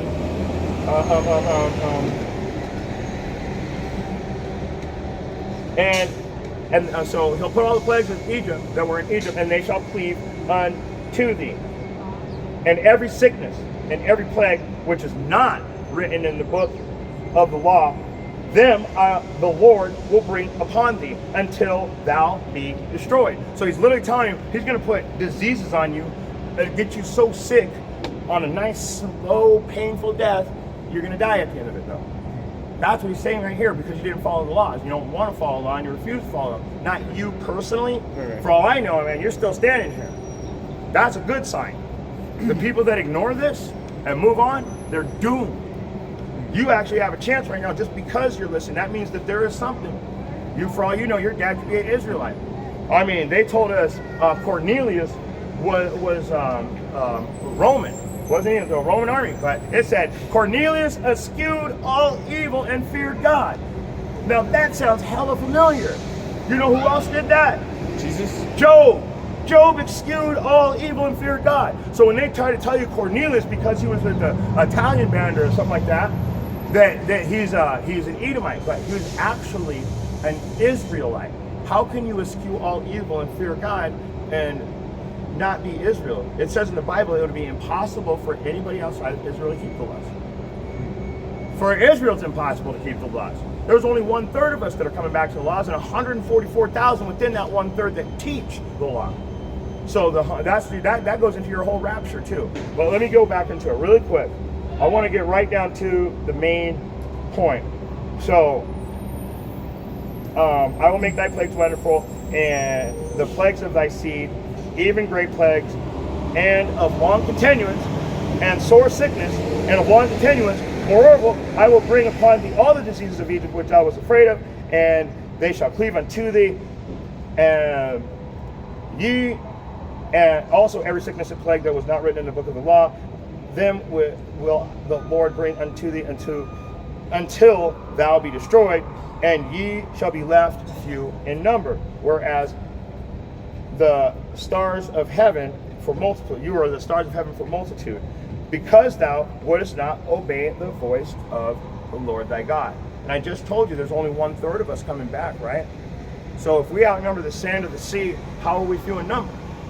What he's saying here, the few in number are actually the people that are going to sincerely keep the laws. That's why we're so few in number. There's barely any of us. Yeah, I don't see anybody. You're the first person that stopped in like a month or two to even speak.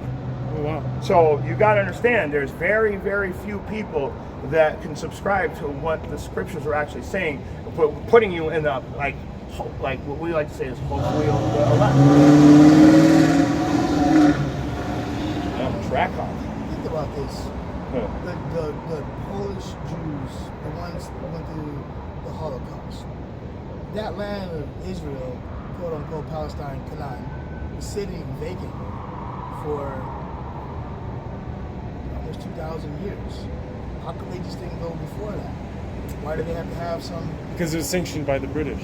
No, because they're what they're doing is they like to write their own book. So they're trying to play out the scriptures. Make their own agenda? Yeah, they're trying to make you think that the book is being played out and all the prophecies have been fulfilled. The Jews are back home. The world is great. But Because for them, Poland was their own form of an Israel, right? But then So they do you decided. know that they're making a second Jerusalem in the land of Ukraine? Seems like it. They are. But all these people have Netanyahu- swastikas. Not Netanyahu. Netanyahu is a part of that process right now. So why? They're going back home. That's what they're doing. They're going back home. So that's not their land that they're in. If they're going to go make a Jerusalem in Ukraine, that speaks volumes. They don't belong in the land of Canaan, Israel, period. Right. And that's a Jewish state they're trying to make in that area? They did. Oh, They back did. They then? deceived us all. So that we would be stamped out. So we wouldn't remember our history. So I'm going to read this last one. That's in the front. This goes back to what I was saying earlier, right here. This is where we can prove that those guys are not us and we're not them. We're the real Israel, we're the real Jews, and they're the fake. They're the synagogue of Satan. They're the ones that are going to bow down and worship before our feet. This is Deuteronomy 28 and 68. And the Lord shall bring thee back into Egypt with ships. Give me Exodus 20 and 2, 1 and 2. The Lord shall bring you back into Egypt again with ships. You can't walk, you can't really float into Egypt. It's surrounded by dirt, right? Right. So, Exodus 20 and 2. I am Yahweh thy Elohim, which have brought thee out of the land of Egypt, out of the house of bondage. so the word Egypt means house of bondage. It's actually a Greek-Roman word. So it's for slavery. That's the word that they use for slavery. The place that we're calling Egypt right now, it's called Mezarim. So Canaan had a son named Mezarim, and he built a city. And now we call it Egypt because they changed the name of it to slavery because the Israelites were there. So the Lord shall bring thee into Egypt again with ships. Who went into slavery on ships? Pretty simple answer right there. We all know this. We've got like literally a transatlantic slave museum. We've got the place, it's also a historic place in Africa where they walk through that one passage to the boats and they never saw their land again. Mostly Watch West this. Africa, right? Just like I said. And by the way whereof I speak unto thee, thou shalt see it no more again. That's actually saying that the way we went into slavery, you'll never see it before in history that way, and you're never going to see the Israelites go into slavery again. Not in that way or anyway, because this is our last captivity. So you're never going to see that again, ever. But by way for, thou shalt see it no more again. And you will be sold unto your enemies. Are they being sold? Not anymore. When were When they ever were they ever sold? You mean for that one year? No. Yeah. When were they ever Explain. sold? By the Egyptians. That's us. But the Egyptians That's us. We're enslaved the ones. Israelites. In We're the scriptures. Yeah, who are the Israelites? Those are Israelis. Israelis from Judea. They're not Israel. No. Dude, you're going with a citizenship. No. Judea's citizenship. No, I mean They're not a bloodline Israelite. In the book of, in the Bible, there is Jews that were enslaved by the Pharaoh of Egypt. Correct. That's us. That was We've been sent back. Everybody is sent back. It says the word, what does again mean? One more time. What? Like, repeatedly. One more time? Repeatedly. Again. Again. So, it says we've gone into Egypt again, this time on ships, in bondage. And no, wait, let me finish the verse. Now, you'll see it no more again, and there you shall be sold to your enemies for bondmen and bondwomen. No man will buy you. So we had freeman papers, so they could set us free. But to this day, we're still slaves here. Oh no, you're not. Everybody's free. You can do what you want. And Systematically, we're slaves here. I mean, Wait, well, hold on. Before we go there, though, this was already answered, but you're going to bring it Baruch back chapter up. 3, KJV. Who set the Jews free during the Holocaust? The Allied powers. But in Deuteronomy 28:68, it says that no man will be able to redeem us. Ooh. Nobody will be able to set us free. And no man shall set you free. So how did they get set free? How did they get set free? By man? By winning the war. What war? They didn't win no war. World War II. The Jews, it wasn't a Jewish war. It wasn't even about. It was a global war that, in but who effect, said that they Israel- freed the Jews that were You in might want to do some persecution. studying. Who allowed Israel to go into that land? Themselves? A That's pilgrimage? right. You said it. They allowed themselves to go into that land. There was a by way of pilgrimage all the throughout Americans. into Europe from But the original. Israel is Studied just earlier, it was just a part of America. It was the League of Nations that wrote the ability to go into Palestine and be free because of the Holocaust. But Deuteronomy 28:68 contradicts what happened in history. So there was a switcheroo. Therefore, they're called Israelis, not Israelites. They won't ever call themselves Israelites. Because they won't want. They They don't want him to come down and show up and say, "Who are you?" They will say that Abraham, Isaac are their father, but they won't tell you that Jacob was their father. Because it's Ishmael. It's Esau. The Arabs. I was talking about the Arabs. Well, I'm talking about the Jews Yeah, in the the land. kid. I was talking about the Palestinians. They're So if they won't say that Jacob's their father, Ishmael, but the ones he's talking about are literally Esau. Jacob's the son of Isaac, right? Or yeah, Isaac had two sons, two nations warring in the womb. Most High said, Why am I feeling this way pregnant? Because two nations are at war. The Edomite nation and the Israelite nation. So what's happening is Esau is the end of the world, and Jacob is the beginning of it, which cometh after. So we're at the end. You hear it all the time that we're at the end of the world right now. We're at the end of the world of the Edomites. They're about to be taken out. That's why, like, we have the storms in diverse places. We have rumors of wars. We have pestilence. We have uprisings of the people. That's the great noise the Bible talks about. The people fighting back. So the animals are groaning. we're The still animals are slaves. upset. And I want to go back to being still slaves. Like I keep telling you, we're still slaves here. We can't leave. So Baruch, this is from a book called the Apocrypha. They kicked these verses out of the Bible. The word Apocrypha means secret document, not for public use. So we definitely need to read that. confidential. Yes, they don't want you to know this stuff. So let's see what it says about slavery. In Baruch chapter 3 and verse 8. Behold, we are yet this day in our captivity, where thou hast scattered us for a reproach and a curse, and to be subject to payments. We pay for everything. Okay, let me give you an example to be subject. This dollar, I have a dollar. I get taxed on that dollar, and I spend what's left of it, and then he gets the dollar because I buy something off him. Now he gets taxed on that same dollar.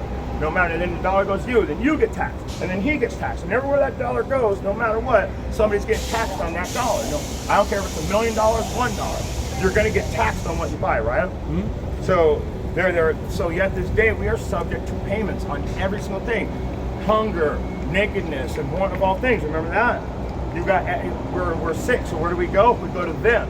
And what do? They use witchcraft to try and kill us. Well, I mean, to be a physician, that goes back to a Latin root word that's pharmakeia, which goes back to the definition of being witchcraft. It literally says that. Pharmakeia is witchcraft. Like alchemy? Yes. Yes, they actually, a lot of the ancient alchemy was shut down and hidden too, because they actually did figure out a few things. They were doing stuff that we were doing now and pretend like it never happened until now. Like herbalistic medicines? Let me finish this. Herbalistic isn't alchemy. So It's life. So we're going to be subject to payments according to all the iniquities of our fathers, which departed from Yahweh Bahashem Yahushai. So the reason why we're in captivity, we told you all in the very beginning, slavery was a choice. But I truly believe that the Most High allowed us to fall away so we could truly appreciate the kingdom when we receive it. If you can understand that. But I guess that's it. Do you have any more questions? Well, wasn't slavery a trade as well from kingdoms? The slave trade was, for Edomites, was perfect. It was like, yeah, it was a fucking business for 400 years. Local kingdoms sold their own people, or sold enemy tribes to the Europeans. Slavery always existed. Yeah. Okay, but the reason why slavery is the issue for Israel is because it was a punishment.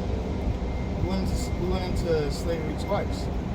Oh, we went into slavery like we never in- really got out of it because the We've beginning been- started with Nebuchadnezzar, and then it went to the Persians, then it went to Greece, and then it went to Rome, and then Rome is America.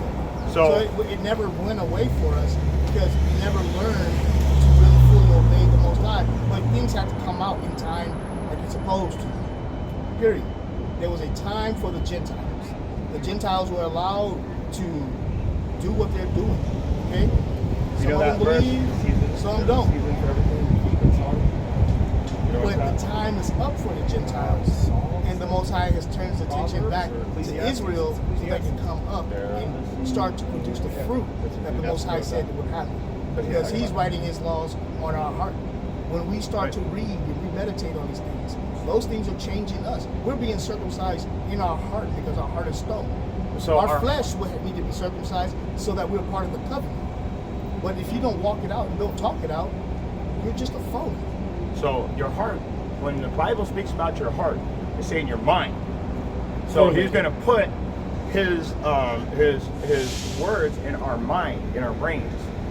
So your heart, you have a feeling here, but this is what's actually doing everything. So He's putting all of the works into you. If you're unrighteous, He made you unrighteous. If you're righteous, He made you righteous. That's all there is to it. There's only one God. I kill, I make alive. I wound, I heal. There is no God with me. It says that.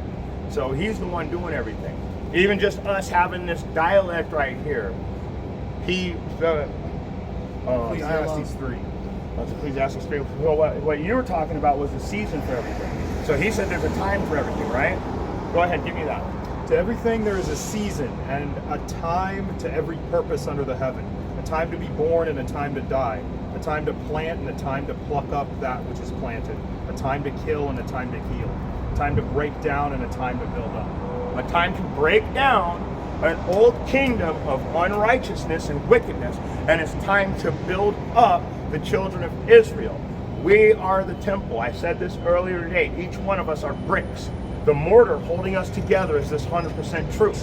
So you've learned more today in the last half hour or 45, however long you've been standing here. You've learned more today than you've ever learned in any church ever, because they would never teach you this stuff. They would teach against this at all costs because they could lose their 501c3 government contract. And they can't get the benefits off the donations that they get? Well, what will happen is the 501c3 is ran by the IRS. Shalom, Akiyam. Shalom. You guys got like a pamphlet or something where you guys Hebrew Israelites? Yeah. Okay. It's Mikhail. It's nice to meet you, Mikhail. This is Alex from Yakina.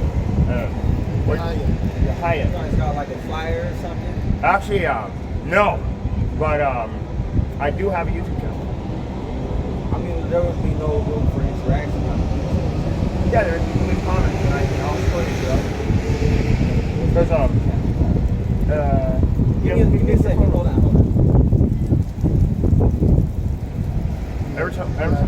But what you're saying is the country to rebel against is the United States, and the people to formate a new salvation of prosperous movement is the I'm in the Israelites. process of correcting my status.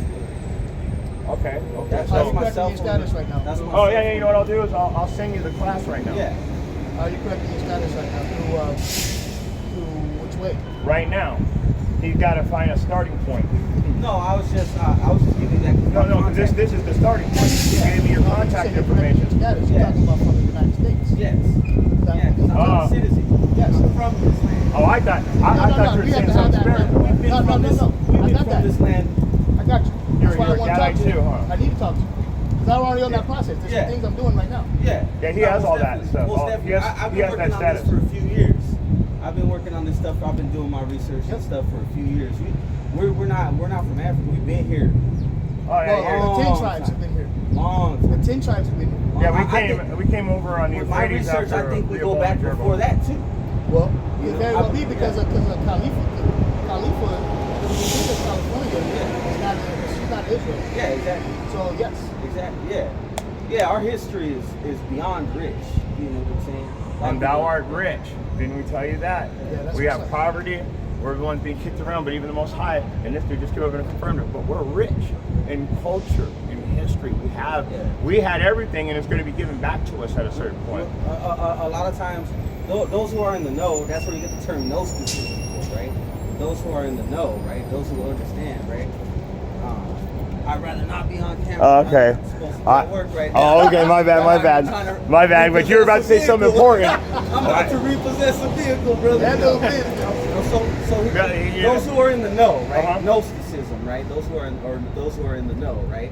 The people understand, right? When they talk about the Alpha and the Omega, they talk about the original man, right? Because we can sit up here. A lot of people think, and it seems to think that God's out there somewhere. In every so-called holy text or script or whatever, it always says it's within, right? So there can only be one that's eternal, right? But even the book says that your spirit is eternal, right? So that would mean it would have to be part.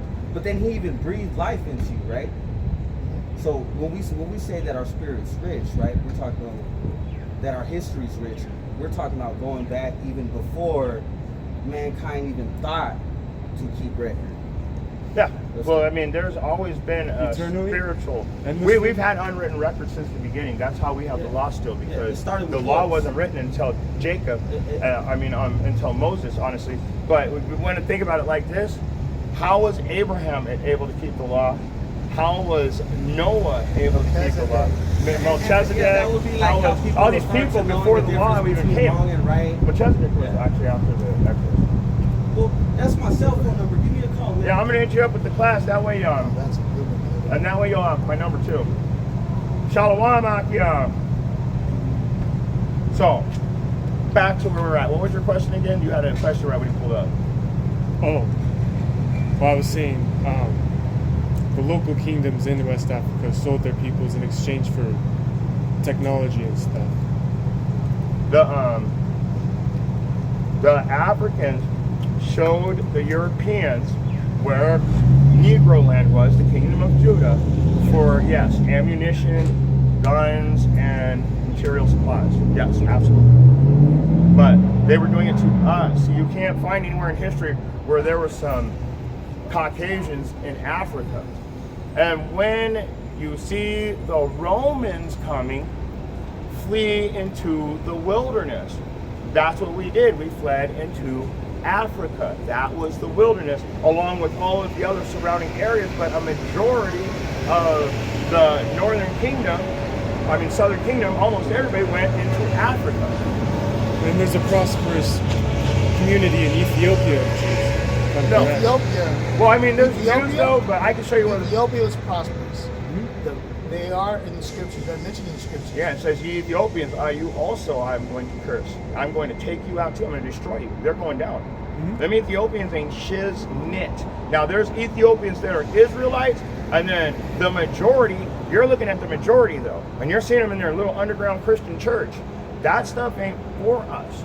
The real Ethiopians that are Israelites, they'll be standing here acting like us with us. There's Ethiopians within Ethiopia that speak Hebrew and still practice Judaism to this day. They speak Giz. Or It's Giz. It's not, and they speak Aramaic. Aramaic But they, is Aramaic, that's Aramaic.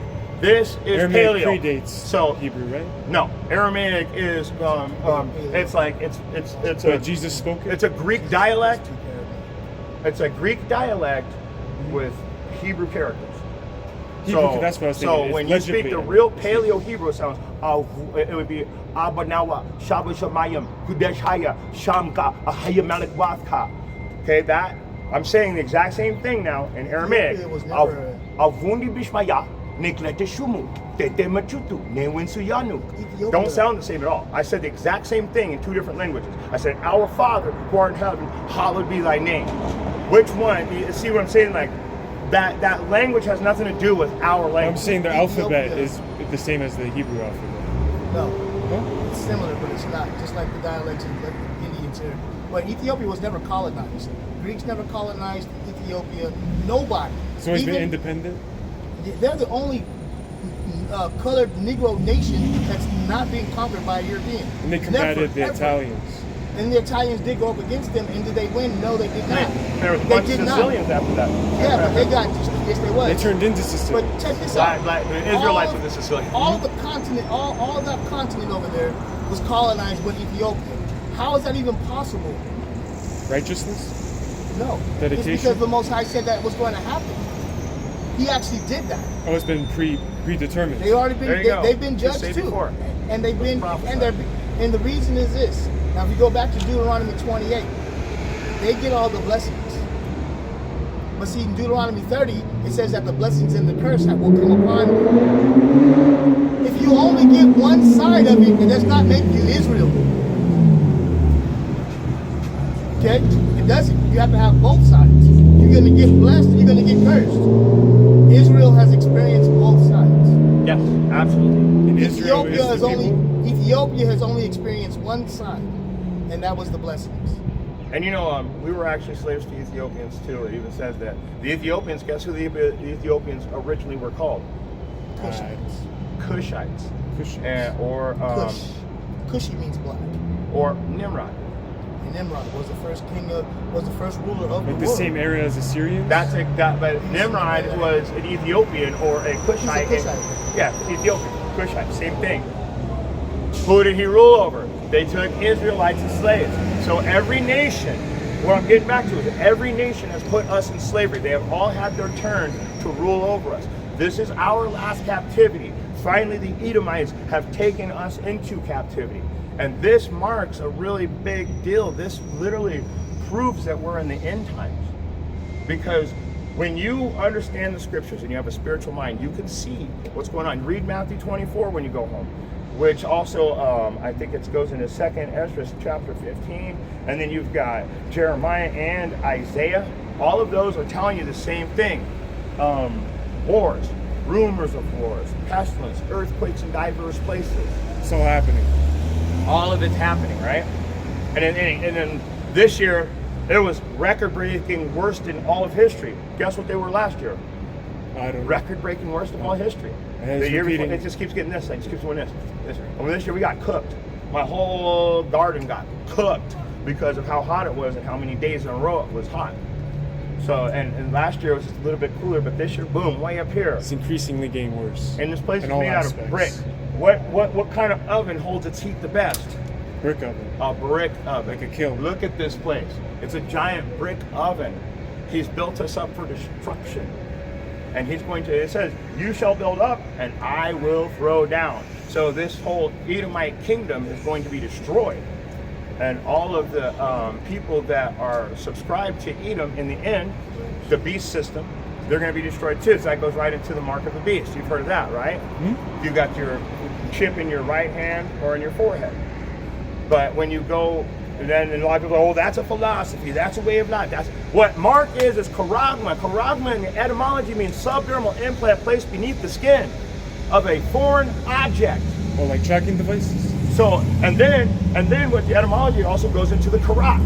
The karax is a sharp needle for installing the charagma. So it's telling you in biblical times that they were going to take a syringe and stick something in you to have the spiritual rulership over you. That's why they call it the spiritual awe. I'll be with you. A spiritual awe, a spiritual slave. So when a man is set free from a slave master and he says, I love my wife and children, I just want to stay here with them, so I love my slave master. He takes him over to the door and he takes a karax, he takes a spirit, bam, he puts a hole through his ear and he puts a gold ring on his ear, letting everybody know that he is a slave for life. Like a tag. It's a doulos. He's tagged. So that's what they're trying to do to us now.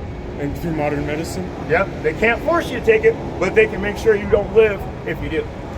If you don't, you know what I'm saying? No man may buy, sell, or trade unless he receives the mark. I just went to urgent care yesterday. I had a shot. So What maybe kind it's of shot? infiltration maybe, to combat against chlamydia. That's probably no good. The shot itself. I don't know. I haven't been to a doctor in so many years.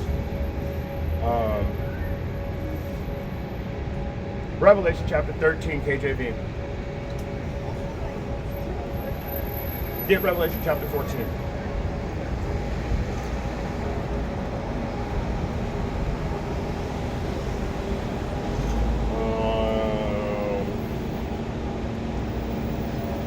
Okay, listen to this.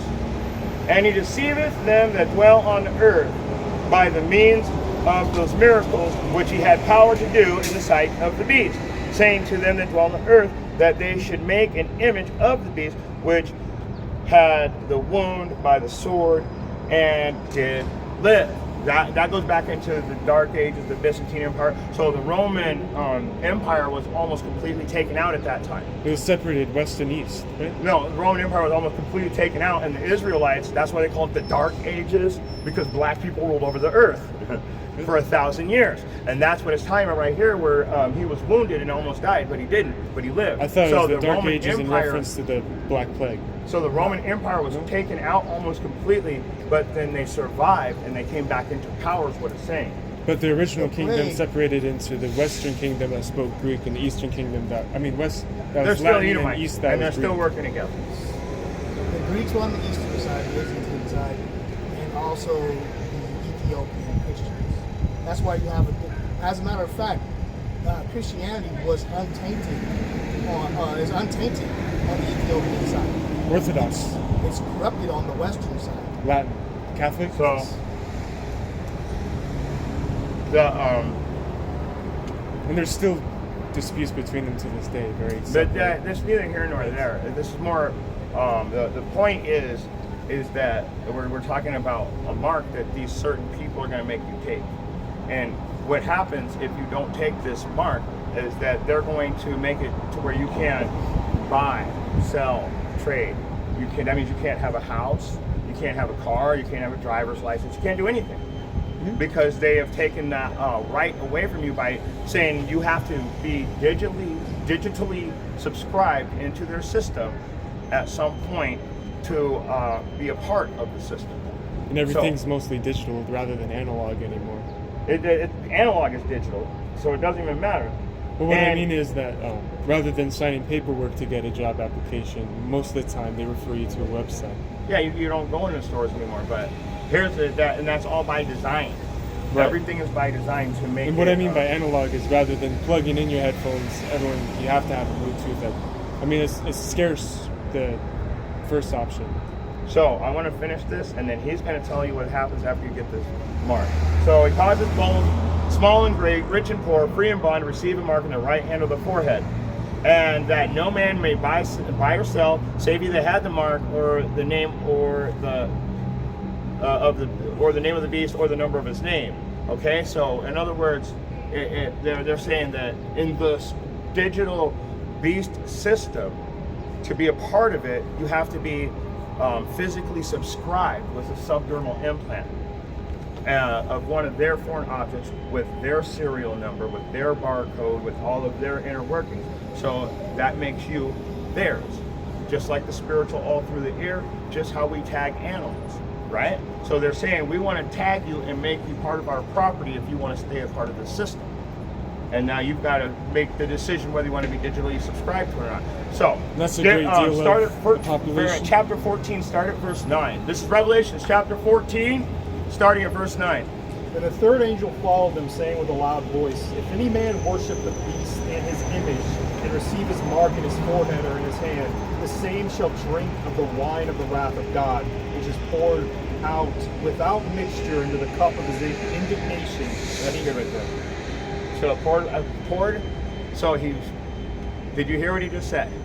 He said that anybody that receives this mark is going to receive the full wrath of Yahweh and his cup of indignation, which will be poured out without mixture. So we were doing shots last night. Right, They're pretty fucking fiery. They're hot and burn your whole throat down if you go too fast, right? But if you You guys have $1, 75 cents. I don't have any change. So, pouring out his wrath without mixture. When you take a drink, you throw a couple cubes of ice in it, you throw a little Coke in the jack, it makes it kind of tasty. It's not so bad anymore. He said, no. I'm going to give you the full wrath. I'm not gonna dilute it any. I'm going to show you how angry I really am at you. And you're gonna belong to them now. So you're gonna belong to the world, to the beast system. You're not gonna be able to ever receive the kingdom. And then if you do, as an Israelite, I don't even know how that would work, because it says that you would be left to the outer courts. I don't know. I can't say on that, because all Israel shall be saved. So you will die a horrific death if you don't follow the laws and you're an Israelite. And you see people dying horrific deaths all day. You just go online and say, just type in the horrific deaths of 2023, and you'll see like people dying of all the craziest stuff ever. On footage. On footage. So you'll have to die a horrific death as an Israelite for not keeping the laws. If you're not part of Israel, you have to die a horrific death and then come back as a slave. If you're an Edomite, you have to die a horrific death, come back as a slave, and then go extinct. In other words, no more existence. And I will take away the father, the nephew, and the son. If I take my brother's son and my son, now there's no more bloodline. That is extinct. So this is Yahweh. This is God saying this. So my generations won't persevere? Huh? My generations won't exceed, like, they won't thrive? Not if you're an Edomite. No, absolutely not. Why is that? Because this is your kingdom. If you're an Edomite, enjoy it now. I don't claim time this lasts. kingdom. This is the Edomite kingdom. This is what they built. I This is didn't everything build that this is all they've invested everything into this place. I This is didn't- it. I didn't build this. Neither The am I. slaves built America, so that would be my forefathers. But I built this my place. generations after I me built won't, my life. won't thrive and It's not- survive because of you're only looking my at- predecessors? Yep. No, so Yep. they destroyed Absolutely. our history. No, let's get it. It's Jeremiah 16:19. Why does it seem like there's much you get light Jeremiah left? 16 and 19. You get Isaiah chapter 14, starting at verse, I think, 22 or 23. What question? So what you're saying is No, that watch, listen, I'm going to answer your question right now, but I'm going to let the Most High, because see, we're having a class, so we're going to let the Most High's words answer that question. You said, I'm going to get punished for my forefathers. That was your main point. Am I going to get punished for my forefathers, right? Jeremiah 16:19. O Yahweh, my strength and my fortress, and my refuge in the day of affliction. The Gentiles shall come unto thee from the ends of the earth, and shall say, surely our fathers have inherited lies, vanity, and things wherein there is no profit. So, Isaiah what, 14, and go ahead and break that down. The Gentiles are going to come and realize the history of your descendants, and realize you've inherited lies. We've been breaking these lies down as to which people who belong in the land and who doesn't, how the switcheroo happened. These are lies that were passed down to you and to us. But for me and my generations, there will be promised no prosperity. No. Why? There's no form Because of your validation, fathers put us redemption. into slavery. Started for, okay, hold on. Not exactly. No. Hold on, I'm going to answer that right now. Isaiah chapter I'm not 14. just Anglo, I'm Isaiah as well as chapter Polish. 14, That's start at still verse 21. Read it So loud then- too, so I want those cops to hear you. Prepare slaughter for his children and for the iniquity of their fathers. Hold on. Prepare slaughter for the children, for the iniquity of their fathers. Keep going. That they do not rise nor possess the land nor fill the face of the world with cities. So they've built it up, and he's getting ready to throw it down. He just said that they're not possessing the land and they're not going to fill it with cities, but here's all these cities, so you got to ask yourself. He just said he's going to destroy it. That What I'm they do asking not is- rise up. Did they do? Okay. For me as an individual, there's no form of redemption or validation or form of Well, I penance mean, that I can well, hold prove on. to make prosperity for my generations. Let me say it like this. If that's what you got out of the message, then that's the spirit Yahweh put on you. That despite my efforts as an individual, I can't promise thriving and goodness for my generations after me. If you can come back Simply to the law, because of my statutes, if you can keep predecessors these who may laws, not have done if certain you're things. able to do this book, follow it like you would follow a GPS. And because you're going to follow GPS, it tells you in 500 feet you're going to take a right, in 500 right. feet you take a right. So when this book says that you got to keep the Sabbath from the seventh day after the new moon, not from on Sunday or from Friday night when the sun goes down to Saturday night or all that shit. It's from when, like this month, it's Wednesday to Thursday. So on Wednesday night when the sun goes down till Thursday night when the sun goes down, it's the Sabbath. Next month, the new moon will change by a day or two, so it'll be Friday to Saturday. or it'll be Saturday to Sunday again. You see what I'm saying? It changes every month. So to be able to fall into line with that, to start humbling yourself to the scriptures and doing what they actually say. Yes, you can help yourself. But if you think you can justify, well, if I have to do that, why can't I do anything? No, you're gonna fucking burn in hell, guaranteed. I guarantee it. From this day forward, do you think me and my people, like me and my from this day forward, you have no will covering. burn in You hell? have no covering for your sins because you slightly understand the Bible. That means you're required to study, and if you think you're going to get in the kingdom, you have to sincerely follow the truth. So if you're not going to do that, you're just been wasting all of our time, including yours. Think of it like that, because the Most High is coming after you now. Give me Ezekiel chapter 33. And I'm going to show you something. I think it's at the end of the chapter, honestly. Let me get it to it. I mean, I'm stopping by because what you guys are saying has a resonance with me. But if what you're saying and you hold it true, it seems kind of bleak for me. Well, I mean, that's I just can't because have like, any perseverance and well, saving. nobody said that to saving you. my You're looking in the mirror right now going, my skin is white, I can't be in the kingdom. Right?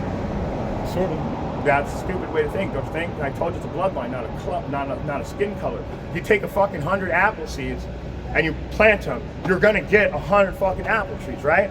Not an orange. But the point is I've got green apples, I've got red apples, I've got apples that are multiple colors, I've got apples that are so dark red they look black, but they're all the same apple. So if you're going by skin color, you're already fucking doomed. Don't you get it?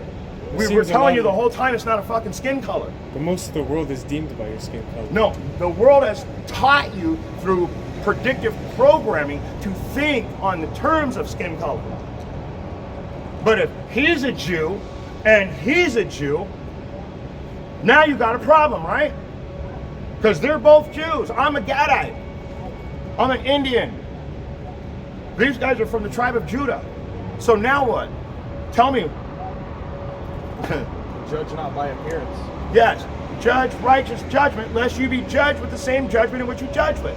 So you're literally not only judging us, but yourself too. So you're literally getting judged by your own skin color, because that's the thing that you choose to think about. And that skin color whole hang up, I can't really say, well, he's an Israelite or he's not an Israelite because he's hung up on skin color. But I can say that you've invested time here. So if you really want to know the truth, fucking go home and study. Turn on the videos, start taking notes, and find out, are you mad? Are you mad about what you're hearing, or are you excited for the end? I feel polarized. I feel like a lot of churches I enter, they have their own sort of Aryan look, and that they want to invite only certain peoples in, and that they benefit, and that they wear nice clothing and stuff, all from donations. But that's the majority of churches in the country. But I think what I want is just like-minded people to put forth a movement of, humanity and camaraderie, and despite everything that's opposing them, or us, I could say, to make righteous things happen, and to make Give me Romans every 12 and injustice be You're polarized. have justice brought upon it. You're, that makes you're polarized, sense. just like you're feeling some kind of way because you've never heard the truth before. You never heard this, because we're literally reading it out of the Bible. We're not making anything up. I mean, we're reading this shit word for word. Right. Revelations 12 and 20. I guess what I feel is I've heard variations. Romans 12 and 20. Watch this. Listen real quick. Romans 12 and 20. Therefore, if thine enemy hunger, feed him. If he thirst, give him drink. For in so doing, thou shalt reap coals of fire on his head. So if you wanna know the basics of the Bible, the basic knowledge and wisdom of the Bible, I'm going to give it to you. That's the feeding and the drinking. But when you hear the truth, it's fucking going to tear you up inside. Why? When I heard the truth, I got fucking happy. I was excited. I was like, oh, dang, we getting out of this place. Did you see this girl? Oh, wait, we can't be celebrating no Christmas. I was happy. I was happy to be out of all this. I was happy to not have to be a part of this place. I was happy to not have to celebrate the stupid, satanic, female deity fertility worship gods. That's all it is. With my upbringing, I've had variations of the truth. I mean, my grandma's like a Southern Baptist kind of lady, and so being around that environment, I just They don't teach the Bible. They teach their version of the Bible. What they teach is the man's vain imagination, because they don't read the scriptures, and then they try to justify it by bringing up Paul. Paul didn't write the Bible. Paul wrote a couple books in the Bible, and most people can't understand Paul's writings because he's too intelligent. The way he wrote was so encrypted because the spirit of Yahweh was on him. We've got camp leaders that don't understand Paul's writings. They shouldn't be camp leaders. Mm-hmm. But so that's where all that comes from. The Southern Baptists, all they're doing is trying to half-heartedly quote Paul, because the way Paul speaks, you'll go into the middle of the chapter and it sounds like he's saving everybody. But if you start at the very first verse, it's a letter to the Israelites scattered abroad.